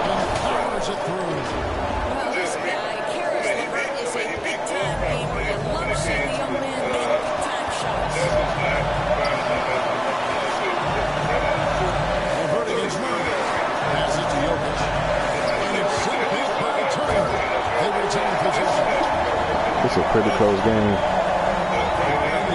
gone 7 of 11 from the floor in the final quarter so far. And some solid hits for them. Warren the gas to Wilson. And he takes the feed in stride and sends it home. Well, this is one aspect you'd like to see more of from T.J. Warren. We know he's a great scorer. Any dime there. Now Murray. Pass to Jokic. Shoots over Turner. The rebound by Turner. Yeah, but the hand in the face is critical that you contest his shots every time down the floor. Someone's riding on that shot. What a bucket. I'll tell you, that changes. Damn, 14-4 run. Good job, young fella. What a game. Inside. There's Jokic, and it's sent back by Turner. I'll tell you, you love the attitude of Miles Turner. No one is getting off these shots when he's nearby. No one. Pocket forward. And Jokic throws it down. And collected in the game's biggest moments. You can rely on Jokic when you need a basket. And it ends Murray. Now, here's Brogdon. He's guarded Why closer. would you do that? Right on target. And there's the call on Malcolm Brogdon. That's his first foul. It's close, but, didn't get on balance quick enough. Time call here. The Nuggets decide to talk it over. They're trailing by 1. 8 seconds left in the fourth. That's what you're taking. Always intriguing to see what a coach draws up in this situation. What you want is to create a clean, high percentage look if that's at all possible.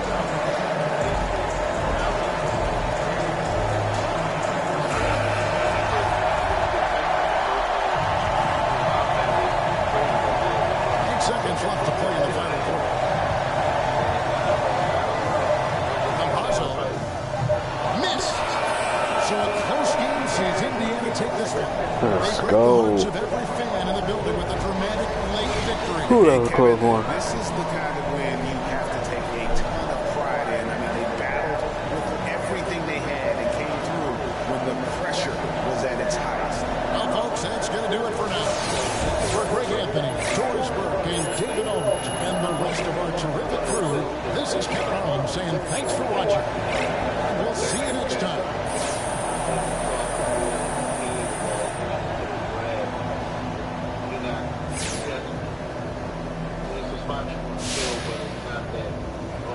Okay, I've got to ask, is there anything you can't do on offense? A great position to be in, especially if you want to pick up draft capital. That's why I don't rule out. Okay, care to elaborate on that? What do you want to know, John? I'm an open book. Okay, all right, let me rephrase. What do you think is the weakest part of your game? Is there one? You asking me to choose my favorite skill, John? Shout out to the team. Asking me to choose my favorite child. See y'all hit that like button, share it out, tweet it out. What's everybody up to tonight? Which is just as important as my court vision and et cetera, et cetera. It's Friday. It's the motherfucking weekend. Yeah, I tried some. I've never done a mock drafts before, so I thought I would just try it because one of the podcasts, they did it together and decided what to do. And I kept seeing the Giants and Eagles getting all these people that we would want, so it was making me mad. I'm like, oh my God, what's going to happen? Real draft.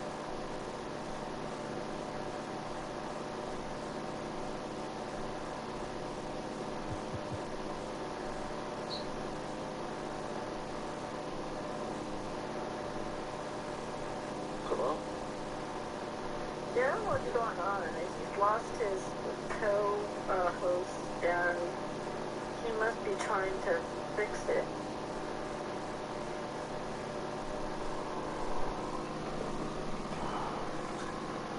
I'm trying to look to see if there's any. What's the talk at the NFL right now? There's like a bunch of anything going on. It just appeared, so I don't know if he's trying to work on it or if he got a call. Sometimes he gets calls, so maybe. I don't know. Who disappeared? You? What happened? I'm kind of busy at the moment, so that's kind of the unfortunate thing about not having co-hosts is I don't have anybody to Did you control find out the what board happened or to them? anything. Did you find out what happened to them? I have no idea. They're all in a different room. Oh, I don't see a different room. The only one I see up there is, I think his name's Mayo. Is that who it is? Yeah, Mayo started another chat. Yeah. Yeah, Mayo. I think Art went over there. Yeah, I think they're all over there. Oh no! What? Oh man! Hey, Arch, you're doing a good job. Yeah, I know, but I can't do it for much longer, so I might actually drop now. Because I've kind of got to go in listen-only mode, and I can't control all the other stuff, so... Yeah, my son's getting ready to show up here from down from Norfolk area because he was in the Navy and that's where he lives. He's coming up for my birthday this weekend, so he's going to be here in about 9 minutes, and he's got 2 dogs, and they'll be very loud. So all right. Go. So I'll do this. I'll go ahead and end it, and then you might see me on the other one. Yeah, thanks everybody for joining, but I got to go kind of listen only for a bit. All right. Ciao. Later.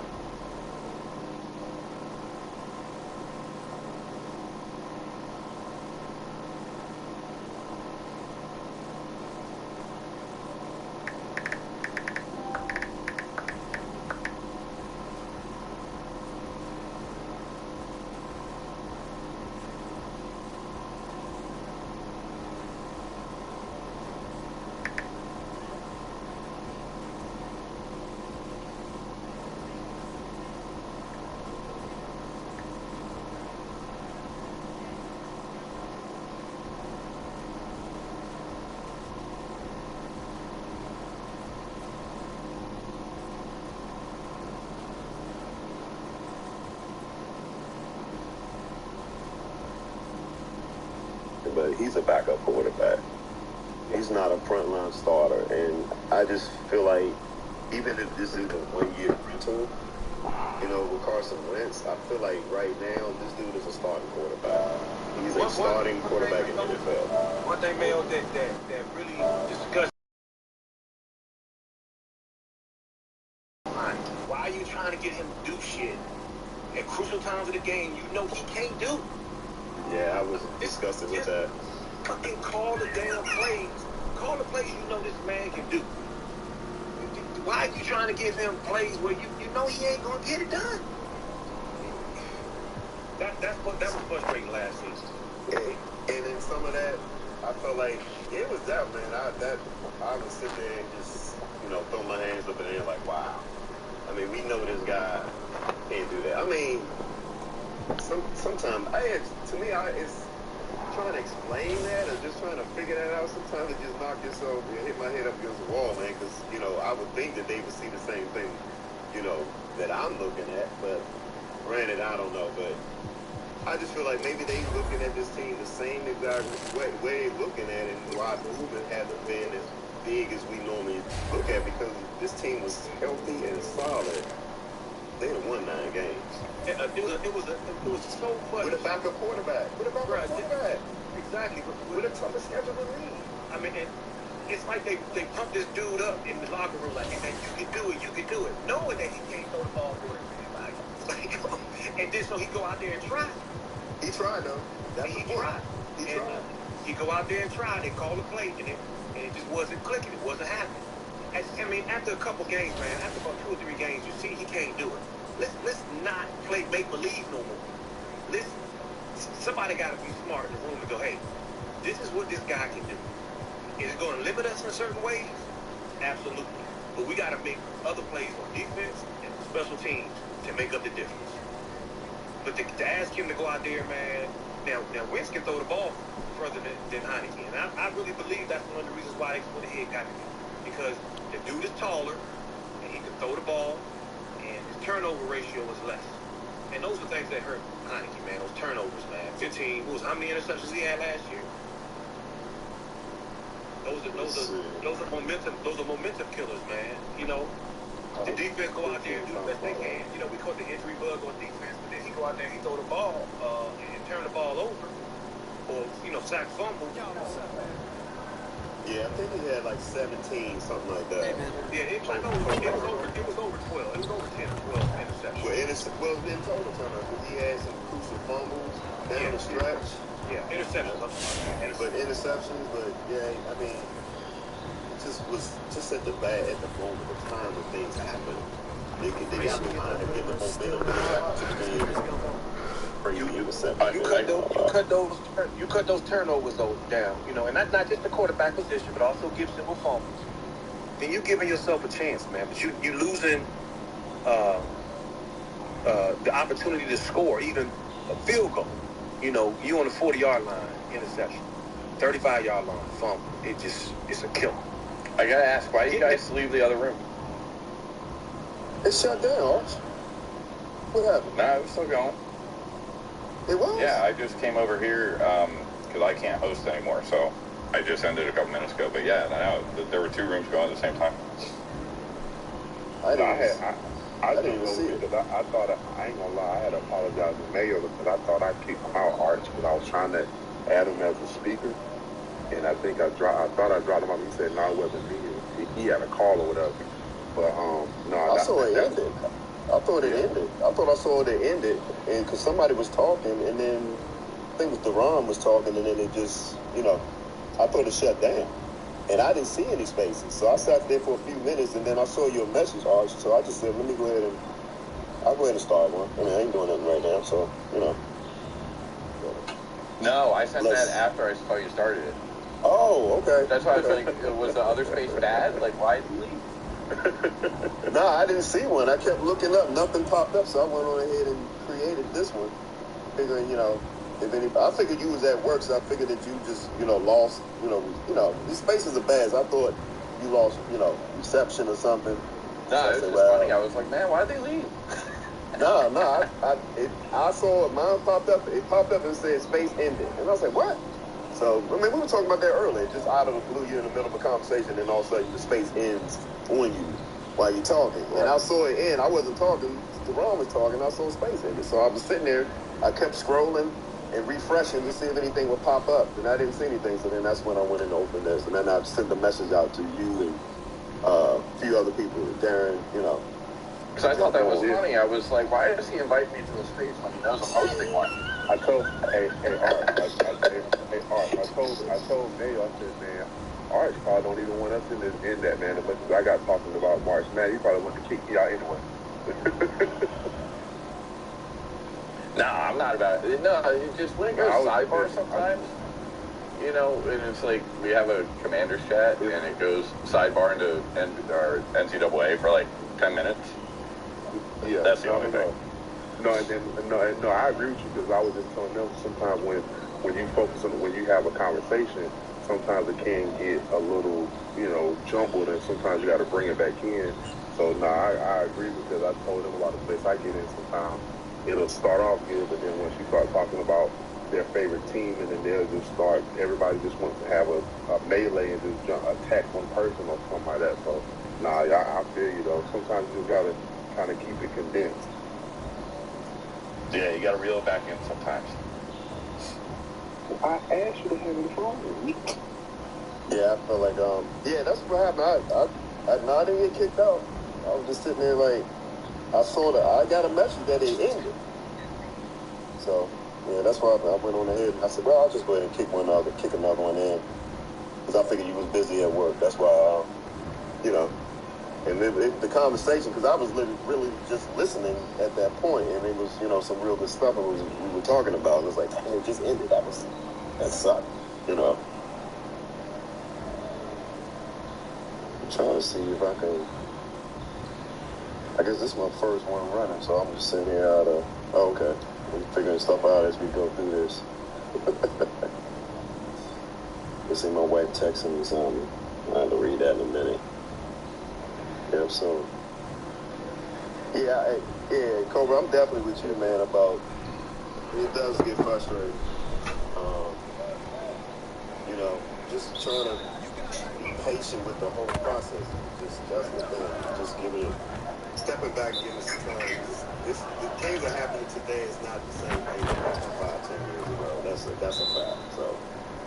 Yeah, that's the most frustrating part is having the patience and sitting back and going, dang, you know, we could have got this, we could have got that, and knowing the holes we got to fill and all that kind of stuff, and then just kind of going, you know what, Ron and May, you got to do what they got to do, and hey, it's either going to sink or it's going to swim, whatever they trying to do, but we got to have some kind of patience with it because we've seen in the past, we've done by running after all these free agents. Let's go. Would you feel anybody feel like that? Go ahead, Arthur. Do you think that I gotta hop in a second? Do you think the Jaguars are really gonna have success with all of their signings? It just remains to be seen, right? You know, they if somebody would correct me if I'm wrong. Historically, they haven't spent a whole lot of money, right? They got their franchise quarterback, and now they feel like they got to spend all this money to give this guy the support that he needs. So we'll see if it works out or not. Fred Smoot talked about it a little bit. There's a different feeling in the locker room when the guys are brought in together. It's kind of like your draft class, like a freshman year of high school or whatever. And for a team to grow together, and you add key pieces here and there, but when you're all hired together, it's not the same family environment in the locker room. He said he talked about it in Minnesota. It was just really different. Yeah, and so I think that their tip, you know, is trying to get all the pieces together. You know, they got. The good thing is they got a good coach. Doug Peterson is a good coach, right? In my opinion, that's just my opinion. He's a good coach. He's won a Super Bowl. We put some things together. And so, you know, what they had a season ago, I think I can safely assume that they're going to do better, but they have to get out of jail. Like you said, like you said, you know, you got all these hired guns, and it all depends on if these guys gel together and come together and make it work. I do feel like some of their free agents, I mean, not to say all, but I feel like they did go after the needs, and some of those guys could potentially be. Oh, I should have went in. Especially given the direction that team is going, because the rebuilding stages, they needed help on the offensive line, they needed more weapons, and they targeted that. Now, did they overpay Christopher? I believe so. I just feel like some of those guys may just have to hit. I think they overpaid Sheriff too. They did, but they're kind of in the same tier as us where we gotta overpay players. Just same thing with Jacksonville. So it sucks, but I'm gonna do a floater, man. It's gonna start with that head coach though. So if he can get them all together, wow. It won't matter how much it costs. See, I don't think we have to. I think that's a misconception. I don't think we have to overpay to get players, because if we did, we would have lost McKissick, we would have lost McCain, we would have lost Campson. Man, but we're talking about role players though. Like Amari had a choice between us and Dallas a few years back, and decided to stay with Dallas. Like we don't move the needle like that yet. That's just the reality. Like think about that with Amari. He had a quarterback in that team. He had Dak Prescott compared to what was here. We don't have to draw free agents who want to come. But we do that. I think we do that. I think if they'd have went out and spent money on somebody big like that, I think they would have gotten somebody in. I just don't think that's in their wheelhouse today. Is going out and overpaying for guys right now. And Russell Wilson straight up said he didn't want to come. He wanted to go west. Yeah, he wanted to go west. But that didn't have nothing to do with the Washington. That didn't have nothing to do with the Washington prospect team. That was him wanting to stay on the West Coast with his wife and family. That was straight up. Denver's not on the West Coast. He's from Seattle. That's only it's like going south. It's also from LA. Right. And his wife was an entertainer. Right. His wife is an entertainer. So y'all think that we move the needle like that to get free agents who want to come in? Yeah, they're saying money. Bullshit. But that's my point. It's like, yeah, like obviously, everyone in the league is going to say that the Jags overpaid Christian Kirk, but they have to. How else are you going to get it? But that's my argument. You have to look at also the people. We don't know who their true targets were, but we know 3 of their targets were McKissick, McCain, and Sims, and they signed them at deals. Those 3 people could have went and signed for any of the other 31 players, and they didn't. We're talking about a third down back, role player safety. But I'm saying you're saying that we can't get anybody unless we overpay. I'm not saying that we can't, but majority of the time, if we're gonna get a big or even kind of big free, excuse me. I think it is achievable. I mean, shit, how it was. I don't know. Oh my God, man. Excuse me, y'all.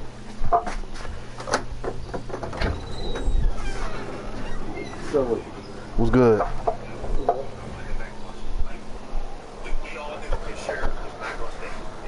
He knew he wasn't going to stay. Oh, It man. wasn't nothing we was going to be able to put down that he was going to stay. He was gone. You know, they put stuff in front of the man multiple times. Huh? And he didn't sign. So it's also an element of what the player wants to do. Not just the money, right? You know? Yeah, Cornelius Lucas came back too. Man, come on, man.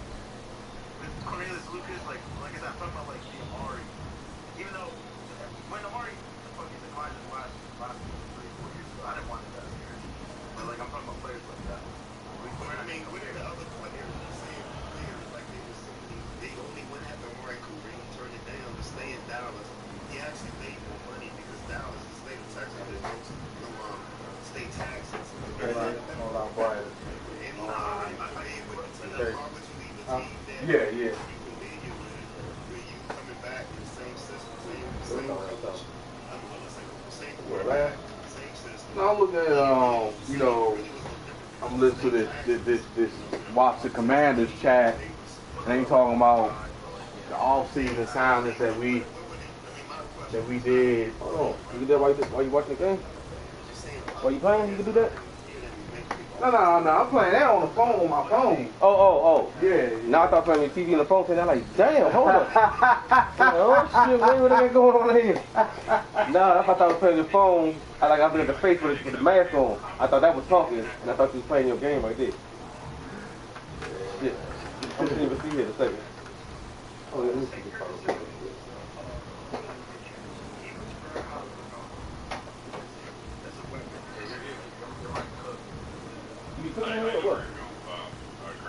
I mean, I utilize to get them, but I don't, you know, I do cook though. But you know, I'm not like, you know, you one of the people that, I'm just be putting full-blown meals, all that in the kitchen and stuff. Right. I'll come get that next. I'll come next time and hit there. Okay. Right there, for good? Oh, yeah.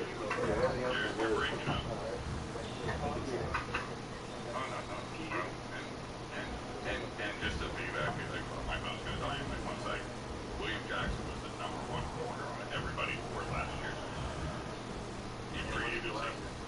No, but he was the #1 available free agent, and we took him again. Yeah, so that's my thing is that the argument is that I don't think it's an issue about getting players to come. It's what they targeted, and they got really 2 out of the 3 that they really went to go get $50. So, and the one that didn't come, I could completely get it. I'm sitting here and yourself, you going to a team with no quarterback. Right, so that's what I'm saying. So that was not right. Watch it. That was much. That was just about. We don't have that at all yet. And like, I think well, you know what? You're right. Cards they play the area, so we can't even say. Right, and that's what I'm saying. Like, and I don't know where y'all stand with the whole Carson Wentz thing. Like, I'm not against it. Like, it seems like most of the fan base is. But yeah, I mean that's the thing. Even close to what he was in 2017, I guarantee you we'll move the needle next offseason. But you know what? Like, I want to go. I called that live late. I bet y'all, I had landlord, rent time, had to pay that rent. All the motherfucking bums. It's clearly different. So I think a year from now, things could be completely different. And that's all it takes. The league is a year. Look, the fucking Bengals had the #2 overall pick 2 years ago. They were Super Bowl last year. So they weren't getting free agents either. What's up, Rose? Appreciate you sharing me out. Make sure you hit that like button as well. From a mentorship, leadership standpoint, it's better to just keep and what's going to happen, Frank Wright. I know Doug Peterson was saying,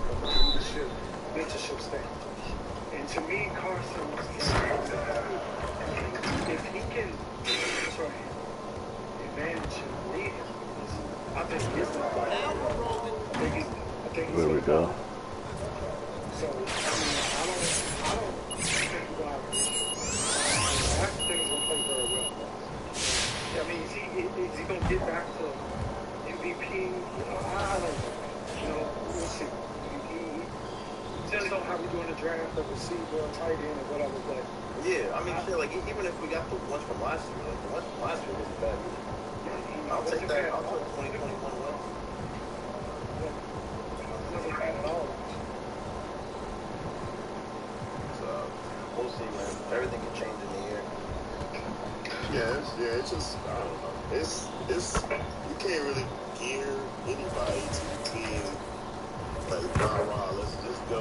Everybody got their apprehensions about stuff, and that's all good, man. I mean, it just takes winning. Once they get it going and win, and like what we said could have happened last year. This just imagine if Fitzpatrick would have stayed healthy and gave them 12, 14 games, and what difference could that have been?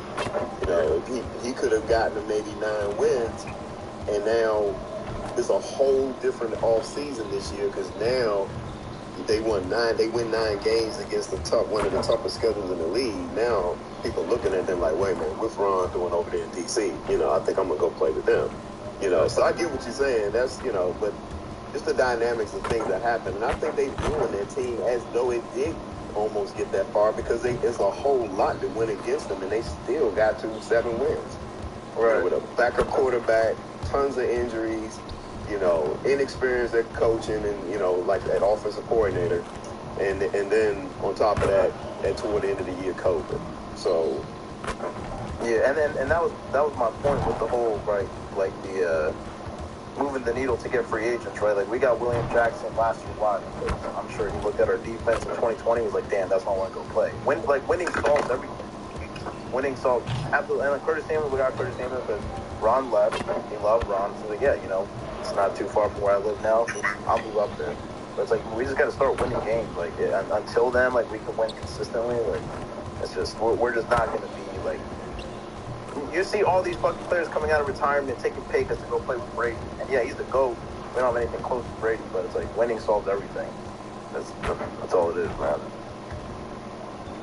Yeah, I'm hoping it's going to be in that direction. I feel like it is. I mean, I'm being honest, man. Like I said earlier, I don't know if you was on the space earlier, but on the other space, but I could be most negative of the negatives.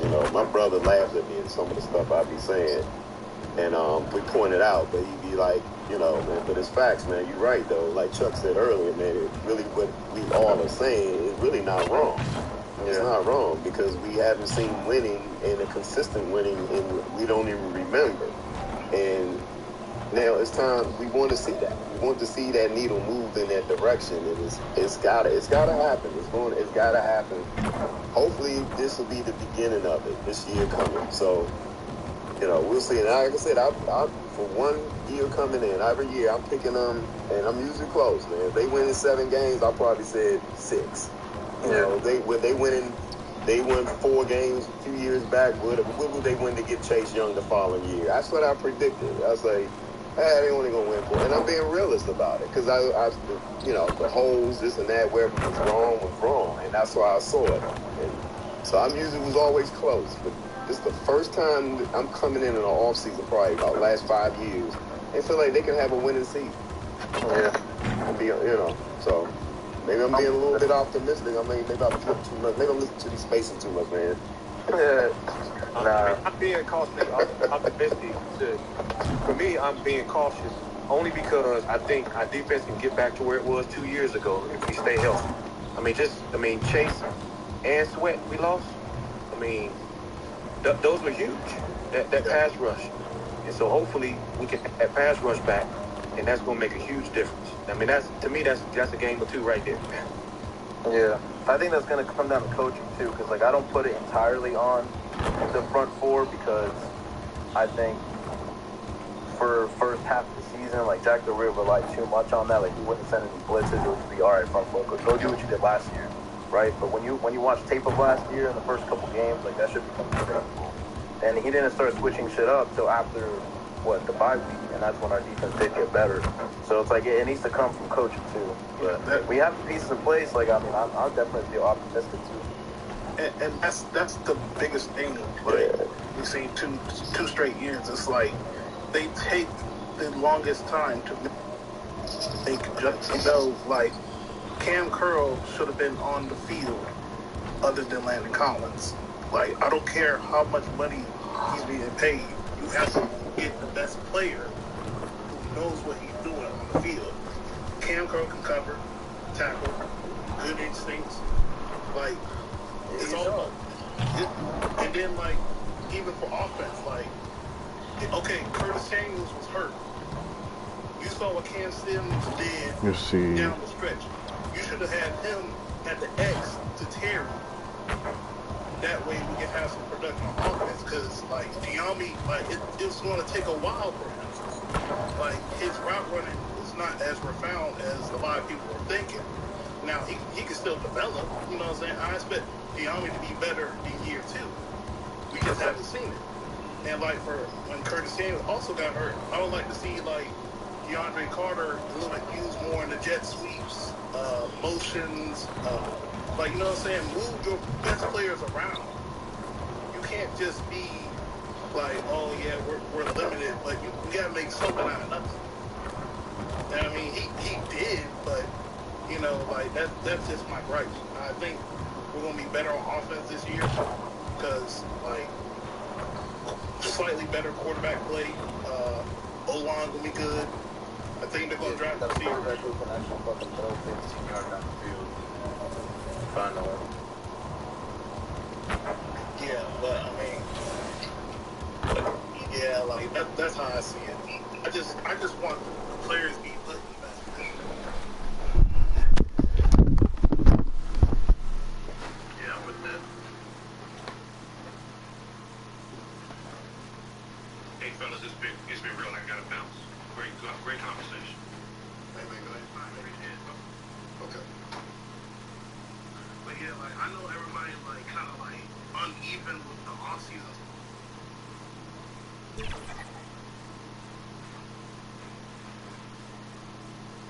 A breathtaking view of Ski City, USA. This is where it's all going down tonight. Welcome to the NBA on 2K Sports on this very special day. Let me be the first to wish everyone out there a happy Veterans Day. In this game, we'll see the Utah Jazz against the Indiana Pacers. Hi, everyone. I'm Brian Anderson, alongside Clark Kellogg and Grant Hill. On the sidelines, Allie LaForce. Allie, take it away. Thanks, BA. Mike Conley re-signing with the Jazz. He talked to me about it. He said, they got me. My wife and I love it here. I don't think I can go anywhere else that plays the way we play. It's been so much fun being a part of a team that is so unique. And guys, after 12 seasons in Memphis, Conley has made Utah home. And he's made their team better, Allie, no doubt about it. And now the Indiana Pacers starters. On the wing, LeVert and Warren. Then it's Malcolm Brogdon. Then there's Miles Turner. And it's Wilson in at the 4-man position. And for the Jazz, Ingles and Bogdanovich, your small and power forwards. The backcourt, it's Conley and Mitchell. And it's Gobert in at the center position. A lot of teams don't like to tip their hand too early in the season. Coaches like to keep a few tricks up their sleeve for later.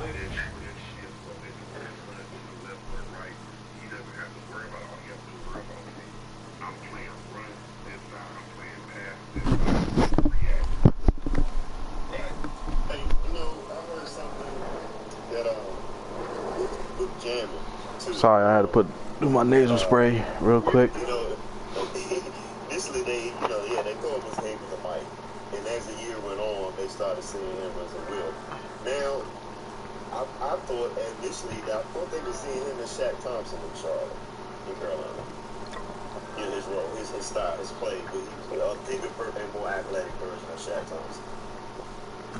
That's what I thought they were seeing him, you know. And he has the talent of Shaq Thompson. He does. He has that same talent. It's just that when you have a different, like, they're on Clark. As very well they should be. I mean, it's a really long season, and you're learning your team. Oh no, I got Bogdanovich, so I'm gonna have to play out. Later on in the season, and might give On you the an road. edge if you hold on to it until later down the road. Back to Mitchell. And there's a 3-second violation.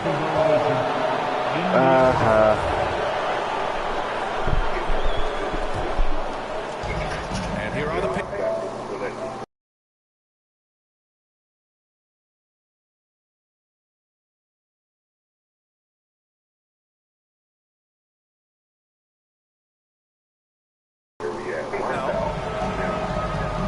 Brogdon, the pass to Warren. And here's LeVert. Inside. Here's Turner. Here's Wilson. Always a nice way to start. Makes his first one. As usual, terrific effort from him. Unwilling to let the possession go to waste.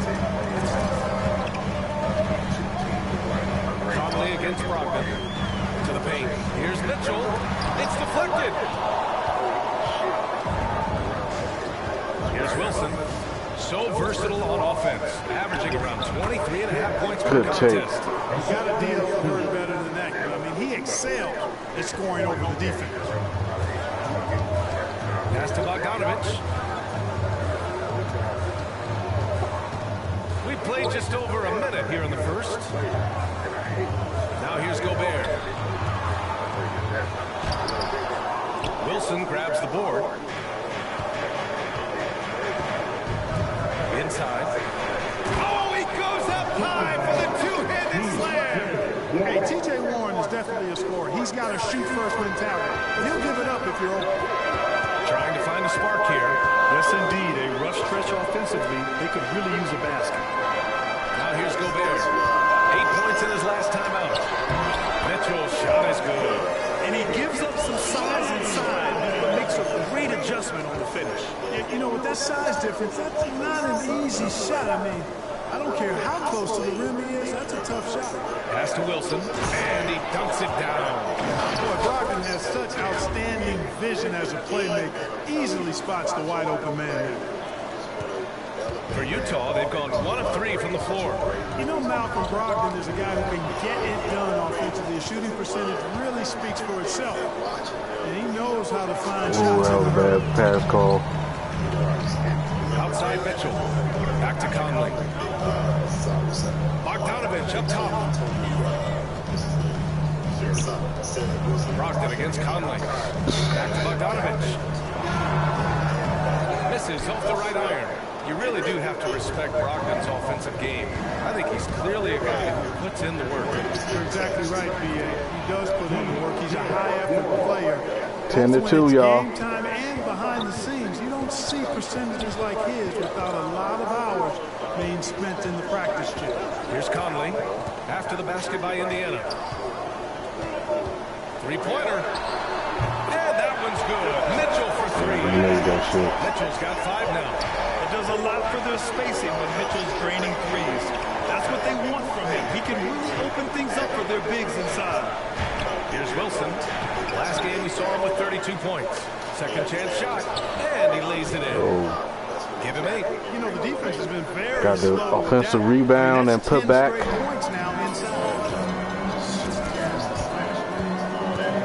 And here's Conley.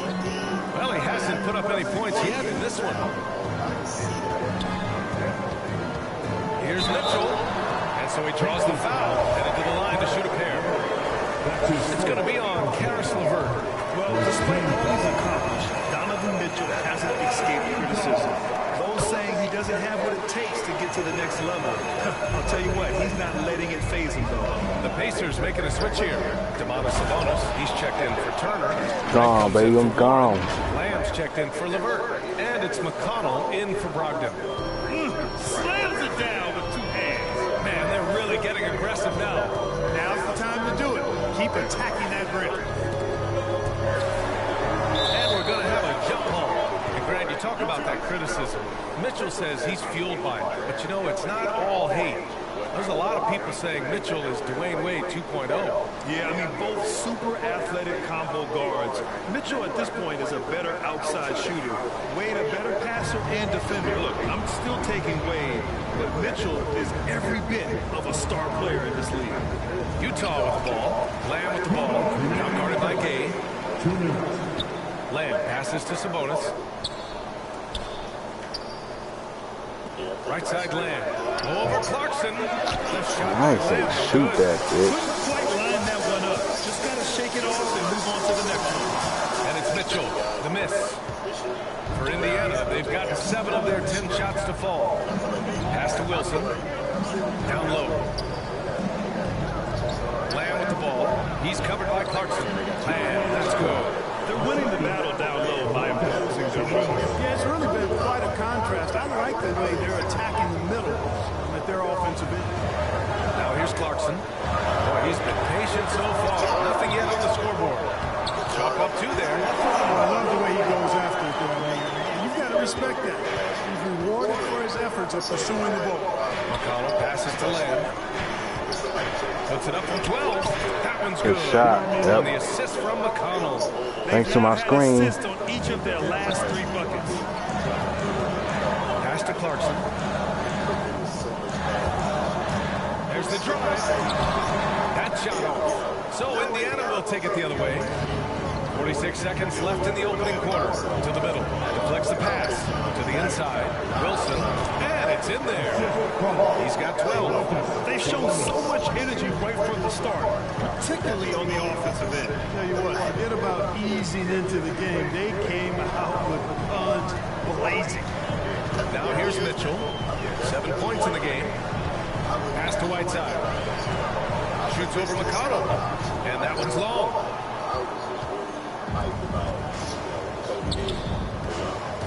Here's Wilson. Takes it up with both hands and rips it down.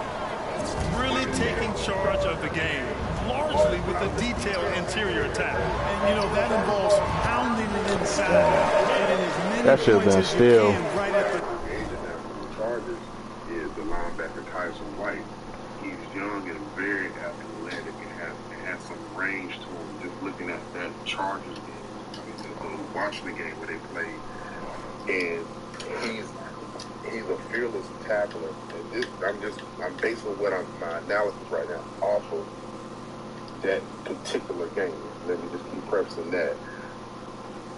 And if that's the kind of, if Ron and company are praising those type of players in regards to on the defensive side of the ball that are fearless and high competitive, high impact guys, high motor guys, he fits that mold of what they want on defense as far as that type of mentality of player.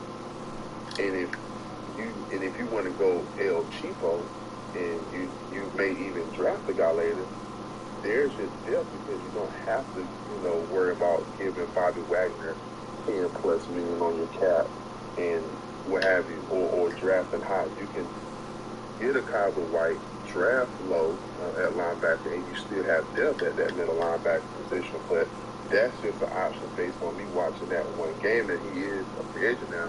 And I heard somebody bring it up in the space a while ago about him being out there because the other guys that did he sign with somebody today? I haven't seen it. I'm not gonna say I did. I've seen it. He probably did. He's probably signed with somebody. I'm trying to look. Actually, I thought that Chuck. Did you tweet that? Retweet that? White's. Which one? The linebacker. Kaiser White. From Carolina? Yeah. Yeah, he signed with the Chiefs. Yeah, okay, yeah, he's signed. Oh, y'all mean Jermaine Carter? Jermaine Carter signed with the Chiefs. Okay, all right, I'm confused. Hey, JC's. Yeah. Kaiser White played for the Chargers. I think he's still out there. He's still out there? Well, to my knowledge, yeah. See, that's a player. That's what I'm saying. That's a player that I can see, filling that need that opens you up when you get into the draft. That you don't have to go at middle linebacker. Well, yeah, I get that, but I just look at him in depth. We need depth at linebacker, period. A starter and depth, because I look at the I'm sorry. Go ahead. I'm sorry.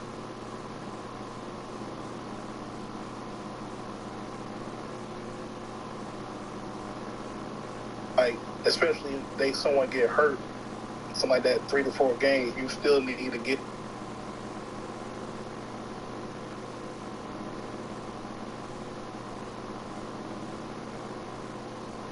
DT, I think you're breaking up.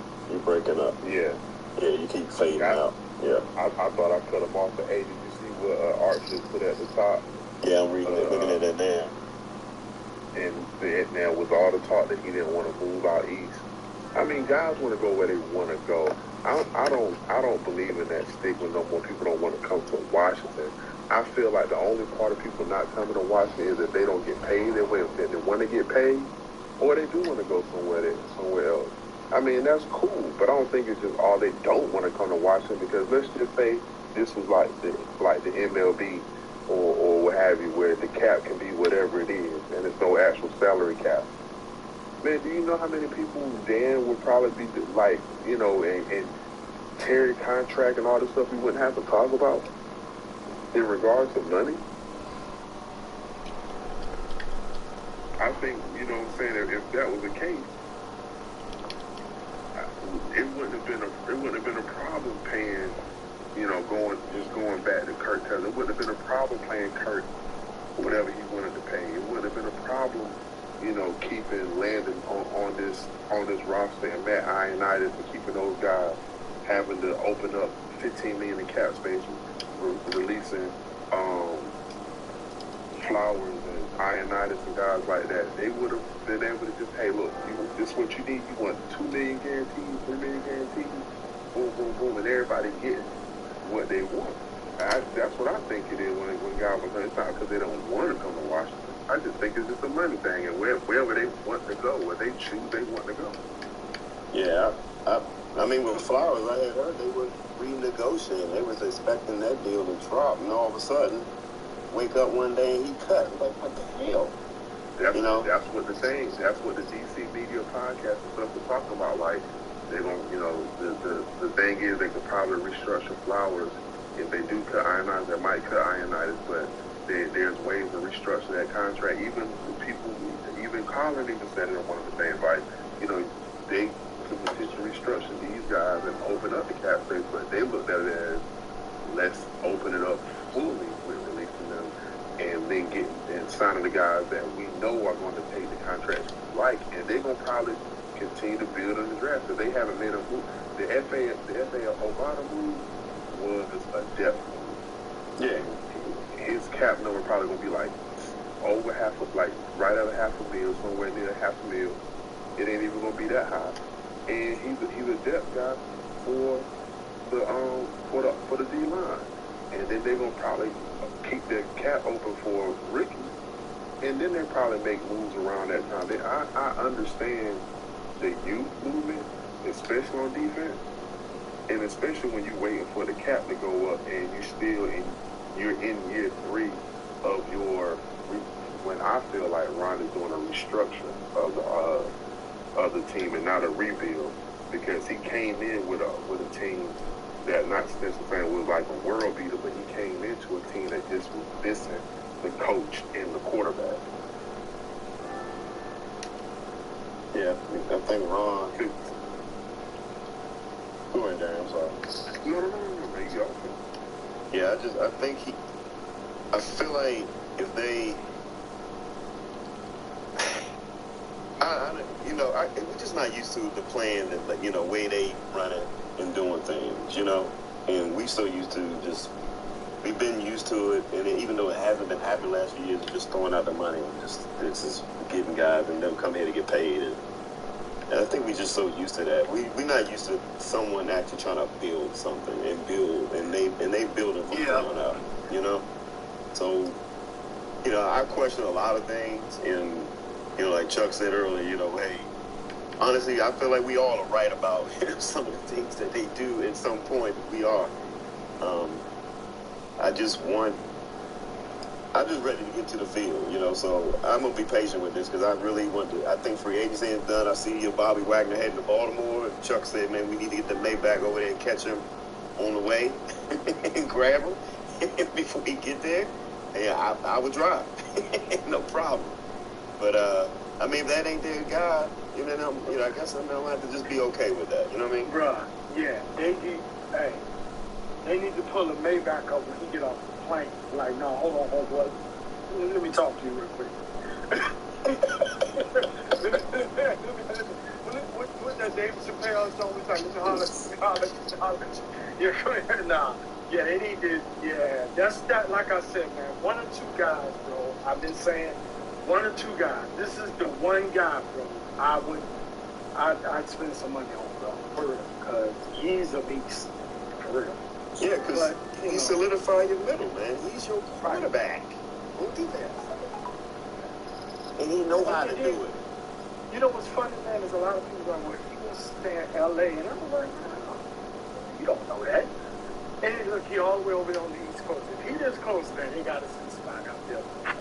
So at least talk to him, you know. But, you know, I wouldn't be surprised if he went to Baltimore. I mean, it's a great organization, you know. I mean, but wait a minute. He's a... Wait a minute. So, Seattle ran a 4-3, right? Yeah. Yeah.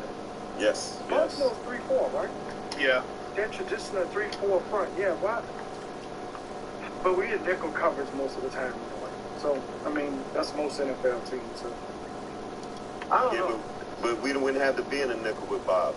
You know what I mean? I know. He's a true 4-3. He's a 3-down linebacker, yeah, right? Yeah, that's what I'm saying. So, where would he go to?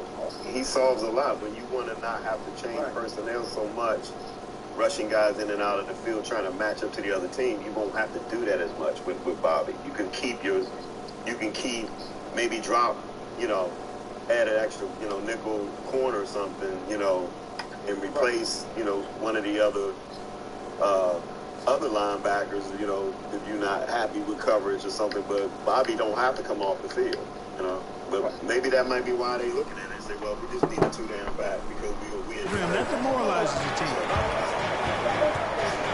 Inside, just 3 on the clock. Building a big advantage early with a terrific all-around performance. Yeah, you know, they've had the advantage of both ends. They've got all the momentum early on. And so it's Indiana in a good situation, up by 13 points to close the quarter. They've done well to disrupt the opposition, playing inspired defense. Look at me blocking Donovan Mitchell. And even playing in Utah, Donovan Mitchell has earned that.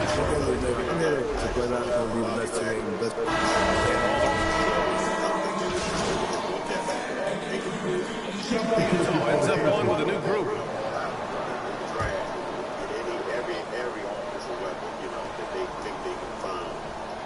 And the Pacers looking at who they've got. Brogdon and LeVert make up the backcourt. Then it's T.J. Warren. Then it's Goga Batadze. And it's Wilson up on in at the Gobert. 4 spot. They're punishing those late defensive rotations, getting good looks inside throughout the half. Outside Conley. Pass to Whiteside. And it's going to be a 3-second call. 3-second violation.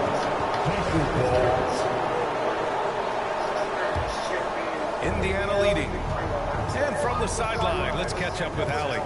So, Brian, the NBA tests out different rules in the G League, including shooting 1 free throw for all the possible points to speed things up. How much did it hurt players' free throw percentages not getting the multiple tries? Well, averages dropped a percentage point or 2. Is that a deal breaker or something to consider? Oh, good take. We'll see, Alan. Thank you. Boy, with that strong...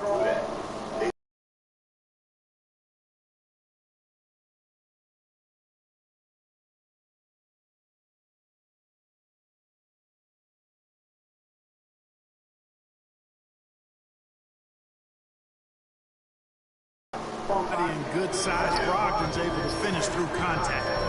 Here's Ingles. That shot missing. Ooh, LeVert with some nice D.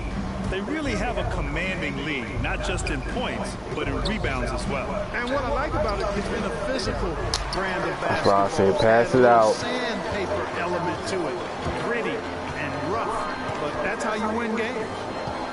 Ingles passes to Conley.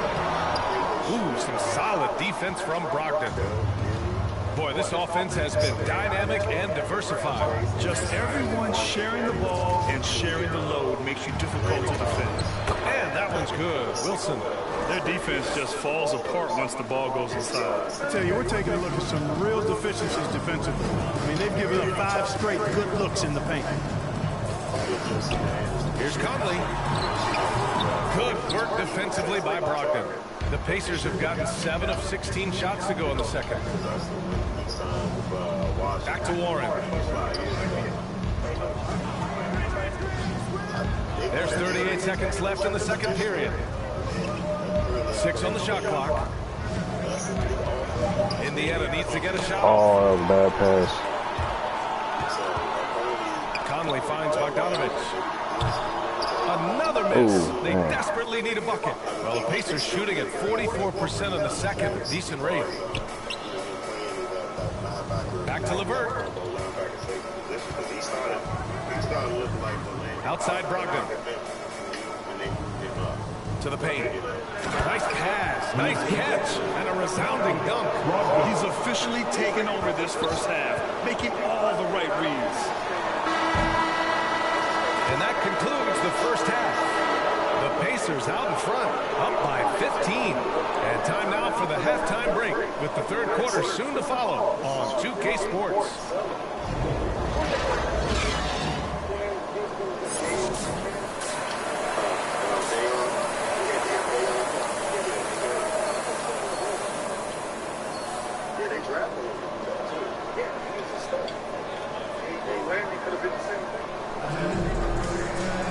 Just about ready for the second half here. A big comeback is needed for this game to be competitive, and it probably has to happen quickly.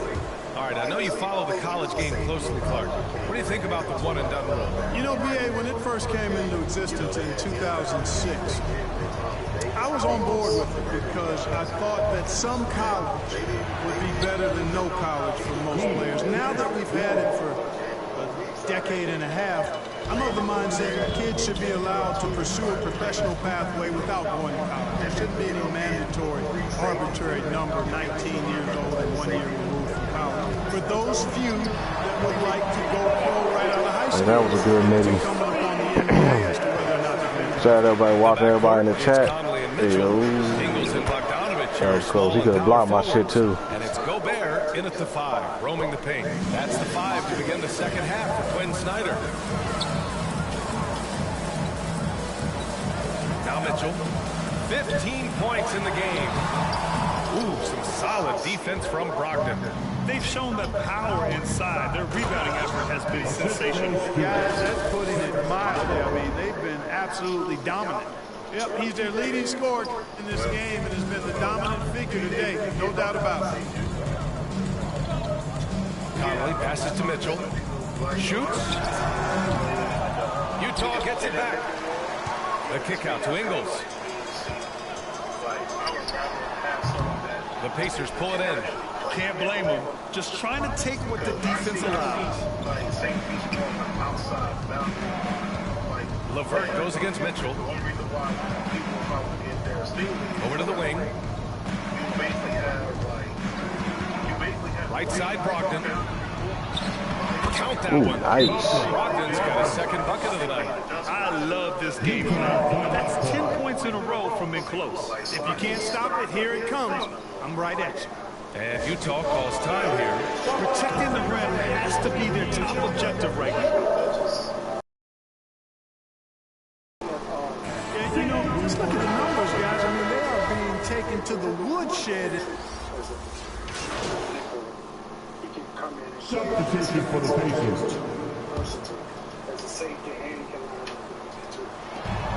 1:10 left in the third quarter. Gobert passes to Conley. Levert goes against Mitchell. No good on the 3. He's looking pretty unsettled at the moment. Doesn't seem like he has a great feel for his shot. And just shredding apart the defense with his passing. He's helping to pace this offense so well. You know, numbers don't always tell the story, guys, but his assist totals do paint the picture here. I mean, he's got everybody involved. Conley finds Mitchell. Back to Conley. And he was camped in the lane there. He gets a 3-second call. We've seen more than a few miscues from him tonight. And I tell you what, more brain neutral plays like that checked in for McConnell. Now that's how you use the screen right there. And it putting them in being competitive. So how do you feel if it's draft time and it's Stingley's on the board? How do you feel if they draft him? I would be upset. I think Stingley can play a slot. I think he's that versatile. He's that athlete, and I think he's young and stud. I think he can play in that in a nickel corner at times too. So,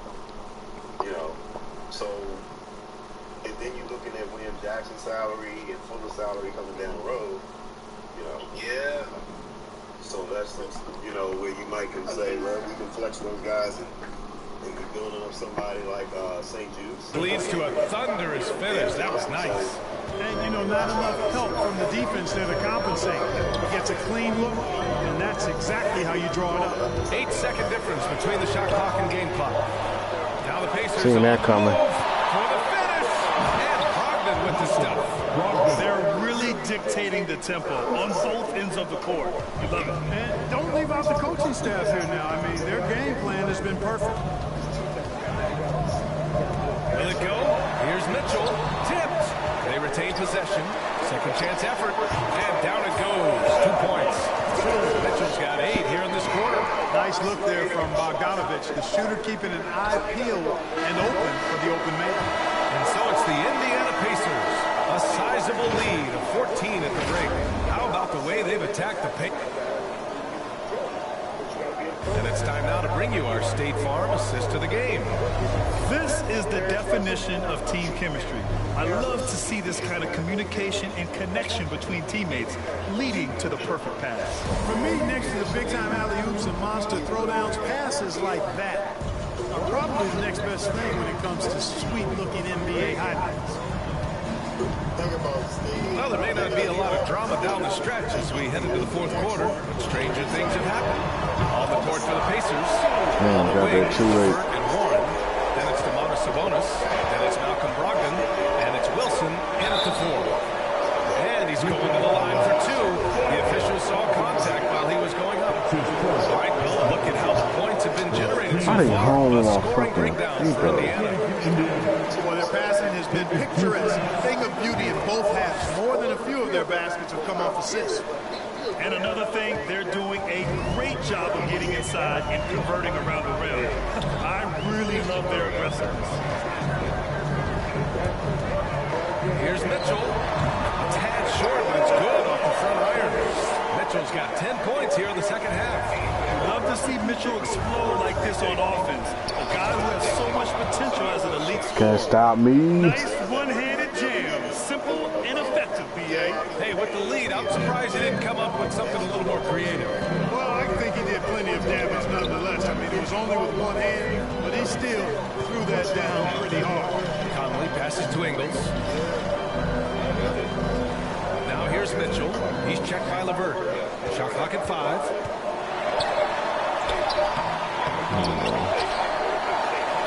Pass to Bogdanovich.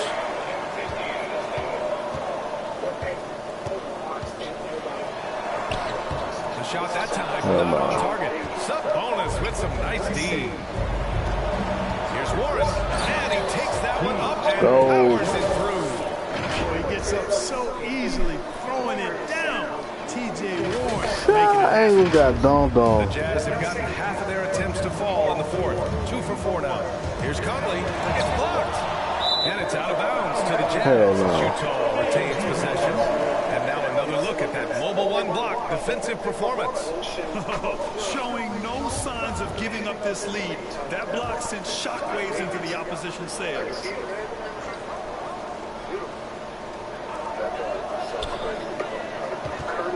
On the wing, Mitchell. He's checked by Levert. From deep, Conley. That one falls. Nice setup by Mitchell. Mitchell's got 3 assists in the game. Down low. Here's Wilson. Ooh, the lead pass was in the perfect spot to set up the layup. 33 points for him. And force-feeding the ball inside. I mean, no reason to go away from what's working. And when you make 5 in a row in close like that, it also takes pressure off your perimeter guys, too. Mitchell against Levert. It's Mitchell. The miss. A rare miss for him at point-blank range. That's one he'd like to have back. Back to Brogdon. Levert outside. From outside the arc. They get it again. To the middle. Another shot. Here's Wilson. So it'll be 2 free throws. He was fouled in the act of shooting. That's why I did it. I knew he was going to foul me. Sending him to the line could be the next best thing. Yeah, exactly. Prevent the layup.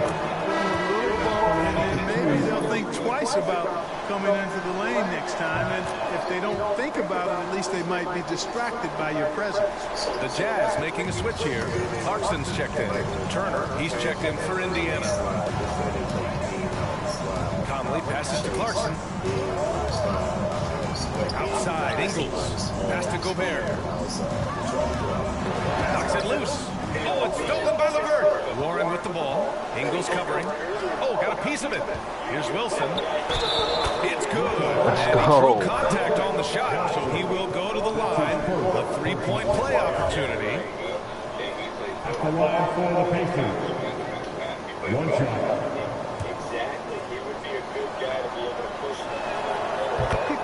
To the line once in the first half. Coach must have really talked to him at the break. Utah has gone 2 of 2 from outside so far in the 4th. Pass to Gobert. Poke loose. Bogdanovich with it. Now Gobert. Guarded by Brogdon. Shot to stop the run. Gobert no good. The Pacers have gotten 4 or 5 attempts to fall so far in the 4th. Levert outside. And he lobs it up to the rim. Hammers the lob through. Good ass fucking lob. Showing you his unselfishness there. And if you're open, he loves getting you the ball. Conley with the ball. Clarkson outside. The Jazz with another miss. The Pacers have got 5 of 6 shots to go in the 4th. Pass to Wilson. Warren up top. Here's Brogdon. Here's Wilson. Defended by Bogdanovich. Down to 5 on the shot clock. Here's Levert. Dunks it hard with one hand. Wow, he makes it look easy. Balanced play has given them the lead and also quieted this crowd. Yeah, you said the key word there, balanced. I mean, their big lead owes as much to their defense as their offense. Bogdanovich, no good. The Pacers have gotten almost all of their shots to fall in the 4th. 6 of 7. Here's Warren. And a strong finish with 2 hands. And you can see how scary this team can be when everything is clicking for them. Just a terrific performance for the Pacers. And it was a big-time performance across the board. They looked like they were having fun out there, Greg. Yeah, B.A., it was almost like watching a cat play with a mouse. I mean, they did pretty much anything they wanted to do out there today. And with this one, they go double digits in the win column. And with this one all but in the record books, they set the tone in the first of what will be only 2 meetings between these teams. It sure is, just 2.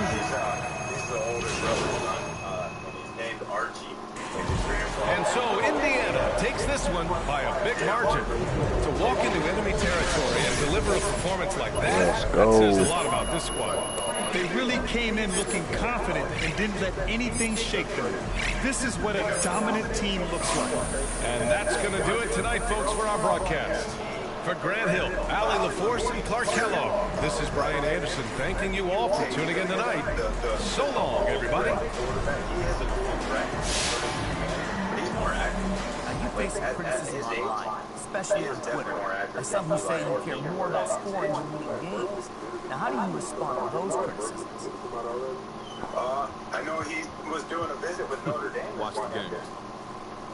That's it? Yeah, watch the game. Okay, thank you. Sign him right there and give him half his salary already. The way he was out there looking at him boy and talking to, because you know who dad is? That's Cooper's son. The oldest brother, right? Yep. I can't live with it. I'm gonna end this stream, take a break, and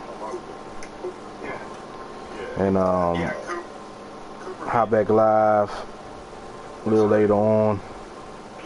But thanks for tuning in. Thanks for watching this stream. Appreciate everybody that tuned in. Shout out everybody that watched, everybody in the chat. Make sure you hit that like button, drop a comment, subscribe if you're new.